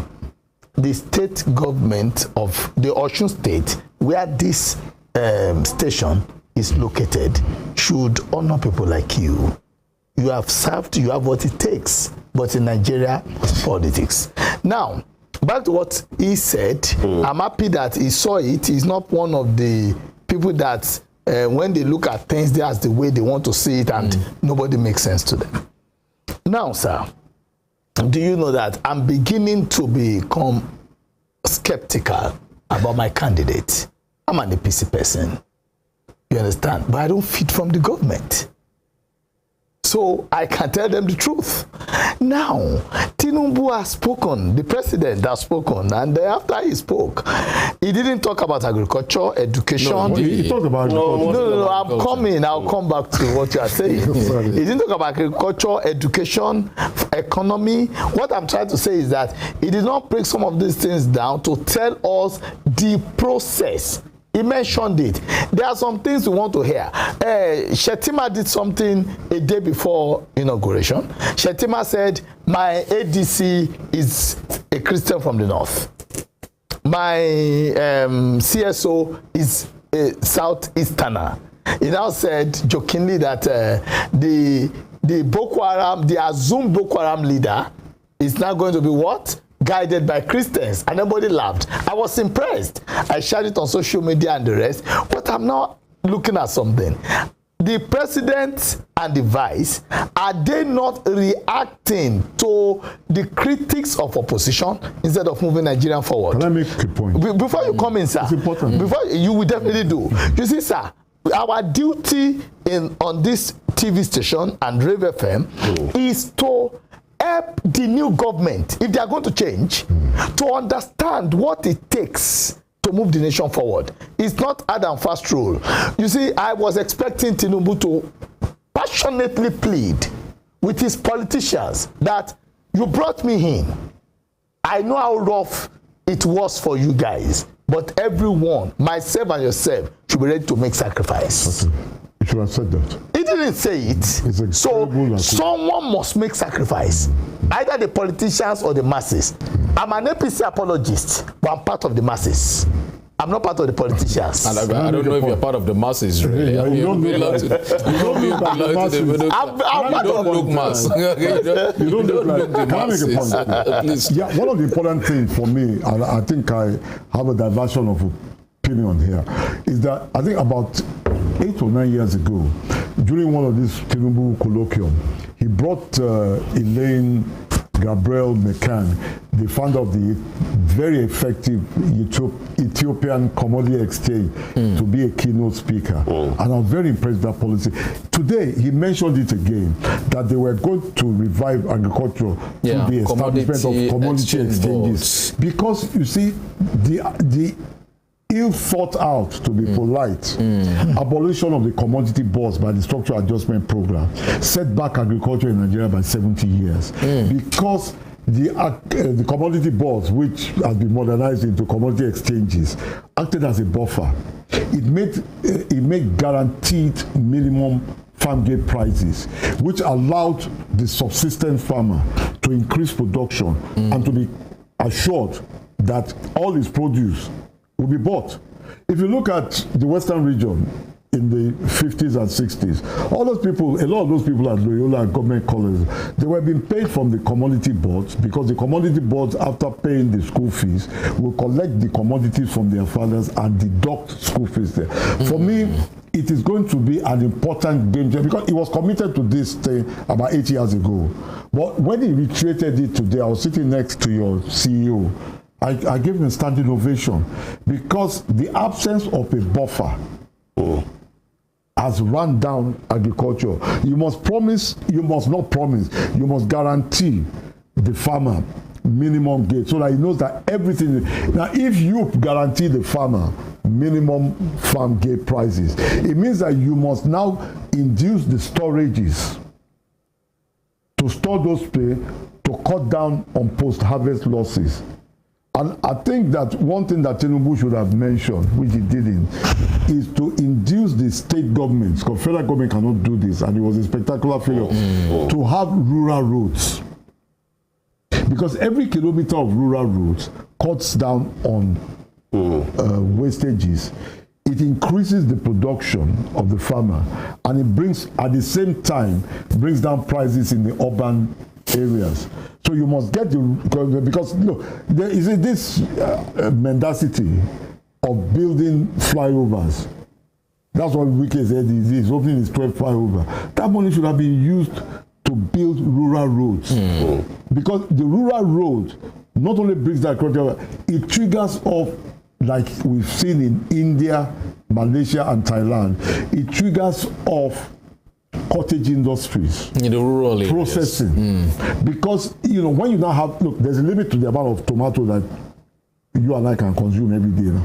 When you now have excess tomato, which you will have when you start having commodity exchanges and stuff, you will now have in Oshogbo, Iwo, Ife, whatever, cottage industries that will now turn those excess tomatoes into tomato paste, tomato puree, so that you now cut down on about $4 billion United States dollars worth of imports. Eventually, you will reach the economies of scale in which not only do you eliminate $4 billion worth of imports on unnecessary imports on tomato paste and tomato puree, which is rotting all over the place. You now become an exporter. You are not buying Nigerian tomato paste and tomato puree in Liverpool, in Johannesburg. You get what I mean?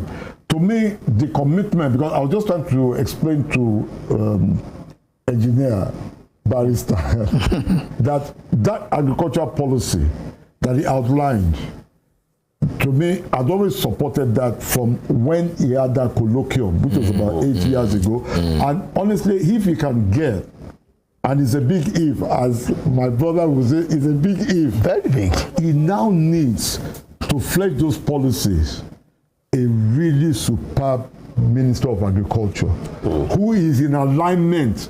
Okay, look, what has been the impact of the last 2 federal ministers of agriculture since Adesina left? He's now got to look for a really capable, hands-on federal Minister of Agriculture. I think if he does that with the kind of policies that I already knew he had, even though I was not a supporter, and which he briefly enumerated today, because look, if you get that agricultural sector right, that your 6%, which you are understandably sensitive about, is surpassable. Because if you trigger off an agricultural revolution, which the outline of this policy properly, the devil is in the details, and the engineer would remind me.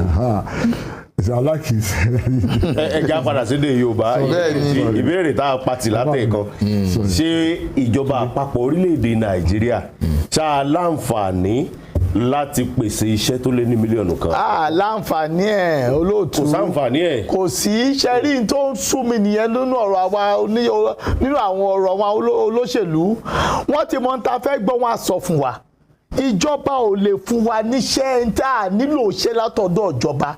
Níta nílò ní pé ẹ pèsè àwọn àǹfààní, ẹ pèsè agbègbè, ẹ pèsè àwọn òfin, ẹ pèsè. So perhaps we should clarify. The president did not say he was going to create, but he talked about the enabling environment, honoring a campaign commitment of 1 million jobs in the digital economy, perhaps creating an enabling environment where a digital economic space to jumpstart and maybe sure. And he said he was going to, sorry, just to add to that, he said he was going to work with the National Assembly to fashion out an omnibus jobs and prosperity bill that will give the administration the policy space to embark on labor-intensive infrastructural improvements, encourage light industry, and provide social services for the poor, elderly, and vulnerable. So perhaps it's a combination of those. Wọ́n tún láwọn rí dájú pé ọkàn àwọn olùdókòwò láti ilẹ̀ òkèèrè ó balẹ̀ lórílẹ̀‐èdè Nàìjíríà, wọ́n sọ bẹ́ẹ̀. Ẹ ṣeun bóyá ó lọ bí tí wọ́n bá wo ti ṣe àti kejì olóòtú.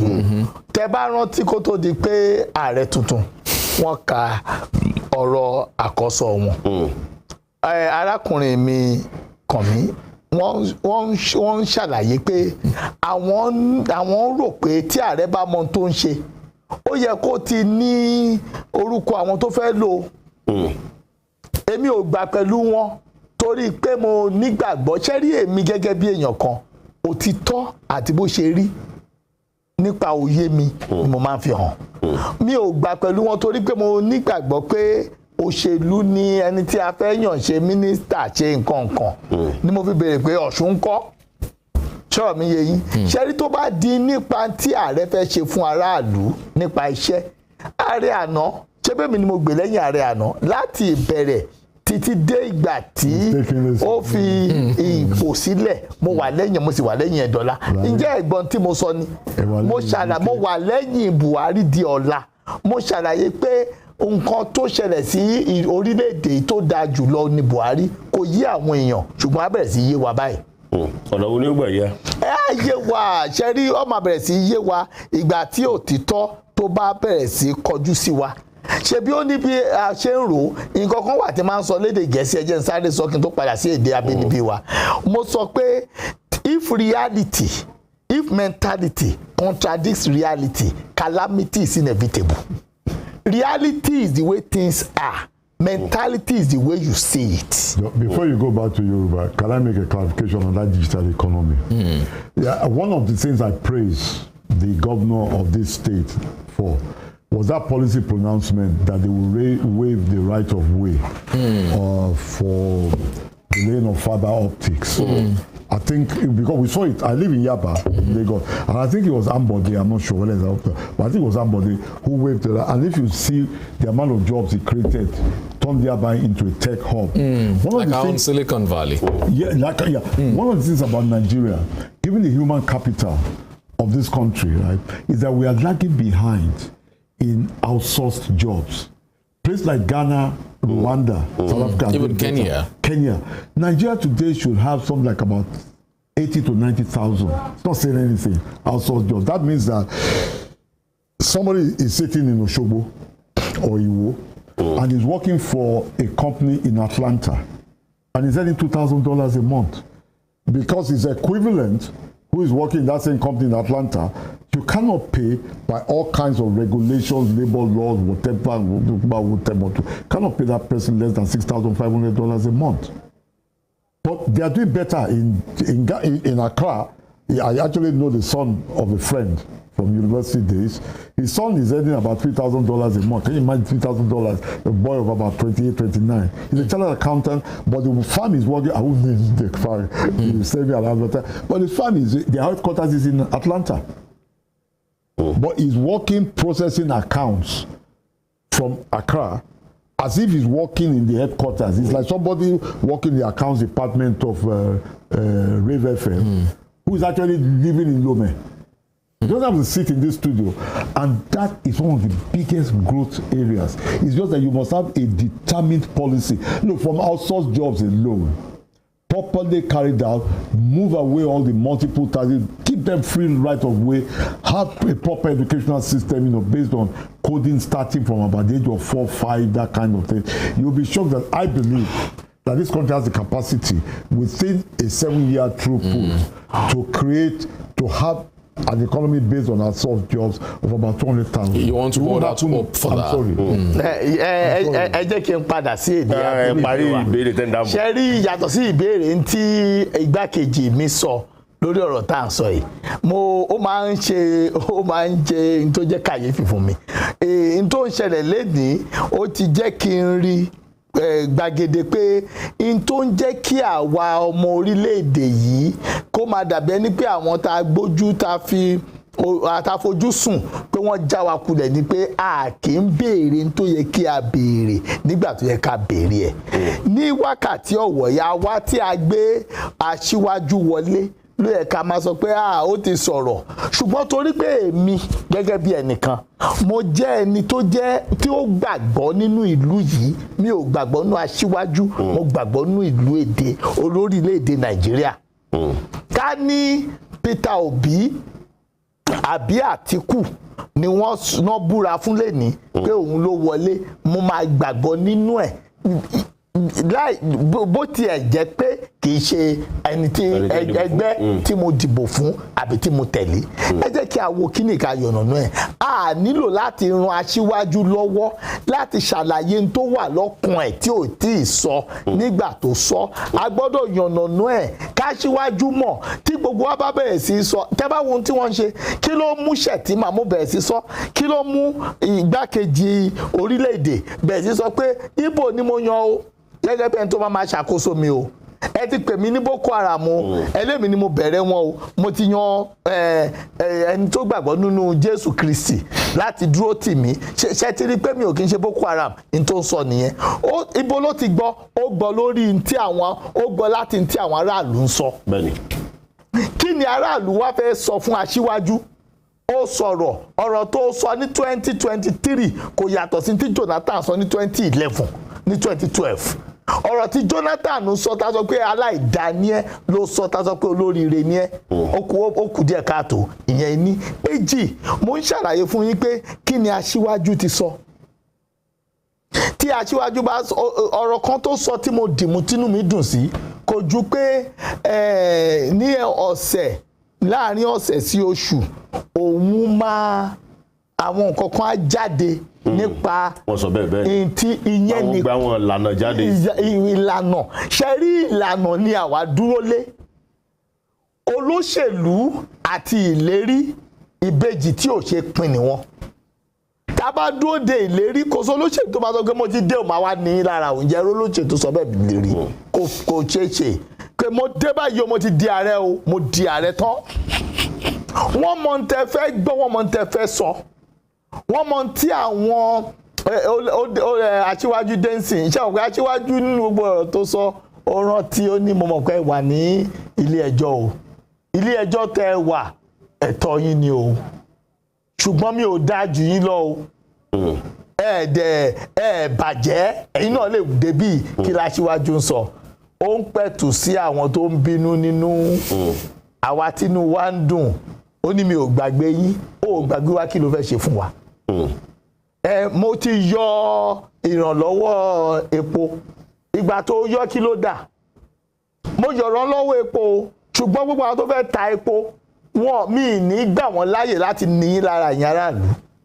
Ebi ń bá gbóyin dáadáa ní tẹ́ ń sọ ni pé yóò nira láti pèsè iṣẹ́ tó lé ní mílíọ̀nù kan. Ẹ kò lè pèsè mọ̀dí tí mo fi sọ pé kò lè pèsè ṣe bí ìjọba àná tèmi dúró tì tí mo dẹ̀ sì dúró tì. Wọ́n sọ pé àwọn á pèsè kò sí ẹni tó lè sọ̀rọ̀ Ọlọ́run fún èmi náà lẹ́bùn ọ̀rọ̀ sísọ ṣùgbọ́n mo ṣe ìgbóríyìn fún ààrẹ igbákejì àná ìyẹn ọ̀mọ̀wé àti amòfin ọ̀gá mi ló jẹ́ ní gbogbo ọ̀nà Yẹmí Ọ̀ṣínbàjò ó ń sọ ọ̀pọ̀lọpọ̀ ọ̀rọ̀ olóhùn á ṣe gbèsè iṣẹ́ ìjẹ́ mélòó ló ti ṣe pèsè ẹ̀ wọn ìjọba yìí pèsè iṣẹ́ à nílò iṣẹ́ lọ́wọ́ ìjọba. Àmọ́ bí ìjọba bá pèsè àǹfààní fáwọn olùdókòwò àǹfààní la nílò. Ṣé àǹfààní wà lórílẹ̀‐èdè Nàìjíríà fún olùdókòwò láti pèsè iṣẹ́ tó lé ní mílíọ̀nù kan? Ẹ ṣeun ṣe rí nǹkan kan wà tí máa ń bèèrè lọ́wọ́ àwọn èèyàn tá a bá ń sọ̀rọ̀ yìí gẹ́gẹ́ bí olùkọ́ ní yunifásitì ìyẹn ilé ìwé gíga mo máa ń béèrè máa ní yunifásitì wo ló dáa jù lágbàáyé kò nílò pé èèyàn kò sí àfibò ó wà nínú orí ẹ̀rọ ayélujára ó sọ pé Harvard University ló dáa jù aládàáni ló ní kì í ṣèjọba a nílò ìjọba a máa ń sọ nǹkan kan ní èdè òyìnbó the government has no business in business kò sí ní tó kan ìjọba pẹ̀lú ìdákòwò ní tó kan ìjọba ní ìpèsè òfin àti ìlànà tí ò ní olùdákòwò lára.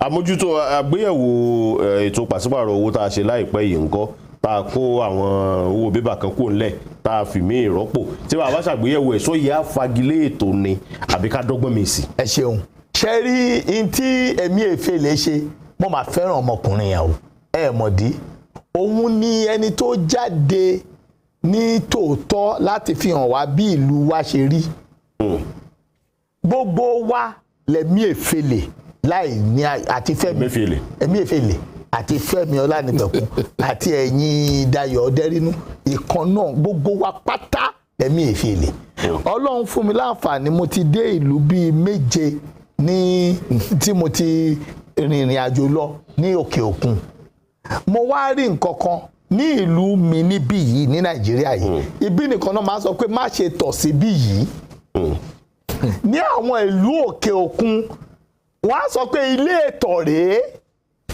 Nàìjíríà nìkan la ti ń bá òkùnkùn jà àwọn ibi tó kù wọ́n máa ń gbé ìmọ́lẹ̀ wá èmi èfèlè ń tó sọ ń tó ń ṣe ó ní nǹkan báyìí ni o ẹ gbọ́dọ̀ ṣe o kòrónù kejì bí gbogbo wa ṣe ń ṣe nù ààrẹ ẹni tí ààrẹ tuntun ṣe ṣe yìí ìtọ́ máa ń sọ ni pé má tọ̀ síbí kọ̀ràn kan sọ pé ibi ìnílé ìtọ̀ wà tí ẹ fẹ́ sọ pé má tọ̀ ni àbí má ṣu má tọ̀ má ṣu ìkàlẹ́ ni hùn mo ti yọ ìrànlọ́wọ́ epo ìgbà tó yọ tán àwọn tó yọ fún yẹn ṣé wọn máa rẹ́rìn ni. kí náà fi rọ́pò. ṣùgbọ́n mo dé o gbogbo àwọn tó ń gbé epo mo ti wò ó mo ti yànnàná ẹ̀ mo ti rí i pé wọ́n yan aráàlú jẹ wọ́n tún gbowó lọ́wọ́ ìjọba gbogbo ẹ̀ tẹ́ ń gbé epo èní ní ọjọ́ ajé ọjọ́ ìṣẹ́gun àbí ọ̀sẹ̀ tó ń bọ̀ mo máa pè gbogbo yín sí ìpàdé a lè ní aráàlú lára mọ́ mo fẹ́ kí a mọ bí a ṣe máa ṣe mi ò fẹ́ kí epo ju iye báyìí lọ yẹn aráàlú mi sọ fún yín pé iye báyìí ni o ṣùgbọ́n fún mi ní ọ̀sẹ̀ mẹ́rin kí n bá àwọn ènìyàn yìí àwọn tó ń fi tó dákòwò yìí ṣe ìpàdé ṣe bí aṣíwájú wà níbi tí Dangote ti ṣí ibi tó ti fẹ́ máa rọ epo ṣé mọ̀ pé aṣíwájú ò sọ̀rọ̀ bó ti wù kí ó mọ́ nípa gbogbo mi ẹ̀ mọ bí mo ṣe fẹ́ pè kó lè yí àwọn èèyàn wá nílé gbogbo ilé epo tá a ní tó jẹ́ ti ìjọba rìfánárì ṣé àwọn aṣíwájú ò sọ̀rọ̀ kan ilé ìfọ epo ìjọba aṣíwájú ò sọ̀rọ̀ kan débẹ̀. But so I mean, do we perhaps so that we put in context also, is it possible for him to park every of his plans and policies for the 4-year administration inside one speech? It's not possible. However, there are some indication that will not be political. All the statements he made today without apology, they are political and not realistic. All right. So, perhaps we look at some of the other aspects of that speech. Mr. Ademilui, he talked about foreign policy and he said that we'll retool our foreign policy to more actively lead the regional and continental quest for collective prosperity. And he made reference to the crisis in Sudan and the turn from democracy by several nations in our immediate neighborhood. He said they are oppressed and concerned. That was his choice of word. He said, as such, my primary foreign policy objective must be the peace and stability of the West African sub-region and the African continent. We shall work with ECOWAS, the AU, and willing partners in the international community to end extant conflicts and to resolve new ones. Should we expect a new lease of life for the Nigerian state on the international scene? I'll be skeptical about that. The basis of any country's foreign policy is based on the strength of its internal economy. Nigeria today is sliding into irrelevance. I mean, as you can see, I cannot say anything that indicates more of your slide into irrelevance. You've gone from 1961, when the Vice President of the United States of America came to receive your Vice President at the airport in Washington. You've now gone into the state where the representative of the President of the United States is the least ranking cabinet member. You are free to fact-check it. Yeah, but I mean, some people have said, does it really matter? So when you compare... it matters. When Abdel Fattah... I'm sorry, Mr. Ademiloye. Yeah, please. So they say, when Abdel Fattah Sisi was inaugurated as president of Egypt, it was also a cabinet member that was sent. But when Cyril Ramaphosa in South Africa was inaugurated as president, I think it was even the counselor, was a counselor to the president that was sent. So I'm just putting to you arguments on the other side. Your argument on the other side is so what I'm saying is that the country must build its economic strength. If you say you're going to be a leader in Africa, is Nigeria as of today prepared for what could be a dislocating effect of the implementation of the Africa Free Trade Agreement? Can Nigeria's pathetically weak manufacturing base, you can hardly call it an industrial base, can it withstand an onslaught in the next 15 months? So anything that is said about foreign policy has to be taken with a large dose of salt, because even Nigeria's army is not the awesome army that it used to be. It's about the fifth most formidable army in Africa today. It's neither number 1, number 2, or number 3. And there are question marks over its strategic capability, and the base of its response. So I think the list said about foreign policy, the better. Nigeria to have a foreign policy, apart from to make the usual boss-sounding speeches like engineer will say, the country must retool its economy, make itself ready, and we must really, the biggest foreign policy right now is how we prepare for what is going to be a dislocating onslaught of the implementation of the African Free Trade. So you would rather we focus and rebuild our economy first before we now, I mean, that's what you feel will give us. There's no alternative. Okay. You get what I mean? All right. There's no alternative. All right. Dayo, as we ó dàbí pé a ti ń kádìí ètò yìí ńlẹ̀ díẹ̀díẹ̀ ṣùgbọ́n ọ̀jọ̀gbọ́n Dayo Sobowale mo fẹ́ sáré ti ìbéèrè yìí sí yín. Ààrẹ sọ̀rọ̀ nípa iná ìjọba. Wọ́n ní àwọn ò rí dájú pé iná ìjọba wà lórílẹ̀‐èdè Nàìjíríà bákan náà yóò sì ṣe àti sanwó ẹ̀ ó ṣeé ṣe fún àwọn olùgbé orílẹ̀‐èdè Nàìjíríà pé kò ní wọ́n gẹ́gẹ́ bíi ti rí tẹ́lẹ̀ kí gan làwọn tó ń dí iná ìjọba lọ́wọ́ lórílẹ̀‐èdè yìí àti pé ṣé bẹ́ẹ̀ náà ṣe gbọ́ ọ̀rọ̀ ààrẹ sọ́dà bíi pé ẹ̀yẹ tí ń sọ látẹ̀kàn ẹ̀ pé wọ́n kàn sọ pé àwọn ò ṣe báyìí ni wọ́n ṣàlàyé bí wọ́n ti ṣe sọ́dà bíi pọ́rọ̀ tí wọ́n sọ ohun sọ́jọ́pọ̀ yàtọ̀ sí dáhùn gbọ́ tẹ́lẹ̀ nípa ọ̀rọ̀ náà jọba. olùtú ẹ béèrè nǹkan mọ́ lọ́wọ́ mi o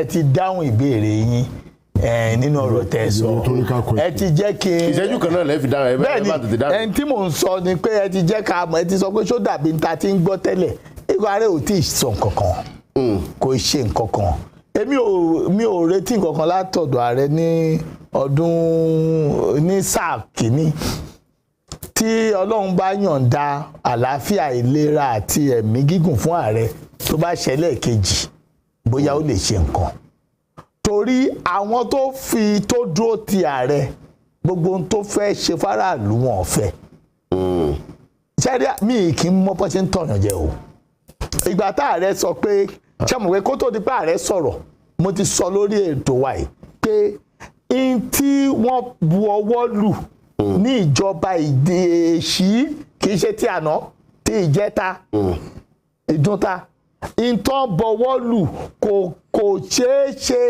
fún ìjọba kankan láti sọ pé ẹ̀yin tẹ́ ń wà létò ìṣúná ẹ kúrò ń bẹ̀ kò ṣeé ṣe ààrẹ ò sọ pé òun máa pè wọ́n kóhun àwọn tóhun á ṣe ó lé owó á lọlẹ̀ tó fẹ́ pàṣẹ owó ni. ẹja dá inú bá wọn ti sọ láti ilé agbára pé ká máa lọ lé. Can I make a quick point? Okay, just 30 seconds. What I love about the engineer is that the man is a lawyer. He's not just an engineer. But it reminds me of the French legal system, unlike the one we are using here. The man has pronounced these people guilty. They now have to prove their innocence. That's what I love about him. All right. Well, so let's leave it at that. But you know, it's been a historic day here today in Nigeria. Bola Ahmed Tinubu has been sworn in as the 16th president of the Federal Republic of Nigeria. So that journey has been that of a kingmaker transforming to a political king. You know, so I mean that's what it's been. You know, so that's what the journey has been like. And there's still some obstacles on the way. There are legal challenges here and there. But then he has promised, and to end his speech, I said hope is back for Nigeria.